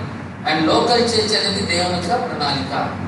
సంవత్సరాన్ని కూడా లేదు ఆ సంఘంలో ద్వారానే చేస్తారు. సంఘం చాలా ఉపయోగకరమైన, సంఘం చాలా ప్రయోజనకరమైనది. కాబట్టి సంఘాన్ని ప్రేమించండి, సంఘాన్ని హత్తుకోండి, అవసరమైతే సంఘం కొరకు ప్రాణం పెట్టడానికైనా సిద్ధపడే వారంగా ఉండాలని దేవుడు కోరుతా ఉన్నాడు. కాబట్టి ఆ రీతిగా నా వలన ఏమి వింటిరో, ఏమి చూచితిరో, ఏమి అంగీకరించితిరో అట్టి వాటిని మీరు చేయండి. పౌలు జీవితంలో పౌలుకు ఒక పరిశుద్ధమైన కోరిక అంటే హోలీ అంబిషన్. ఏం చెప్పండి? ఎక్కడ సువార్త ప్రకటించాలి, ఎక్కడ ఆత్మను సంపాదించాలి, ఎక్కడ సంఘాన్ని కట్టాలి, ఎక్కడ దేవుని కొరకు బ్రతకాలి, దేవుని యొక్క కీర్తి, ఆయన మహిమకు కీర్తి కలిగినట్టుగా తన జీవితాన్ని ప్రభు కొరకు సమర్పించుకుంటూ భయంకరమైన శ్రమలు వస్తూ ఉన్నాయి. వాటన్నింటినీ లెక్క చేయకుండా ముందుకెళ్ళిపోయాడు బాబు. మన జీవితాలు ఆ రీతిగా ముందుకెళ్ళడానికి మనం సిద్ధపరచుకోవాలని చెప్పి దేవుని యొక్క వాక్యం మనకి దేవుడి మాటలు దీవించారు. ప్రార్థన చేసుకోండి, అందరూ కూడా మోకరించి ప్రార్థన చేసుకోండి.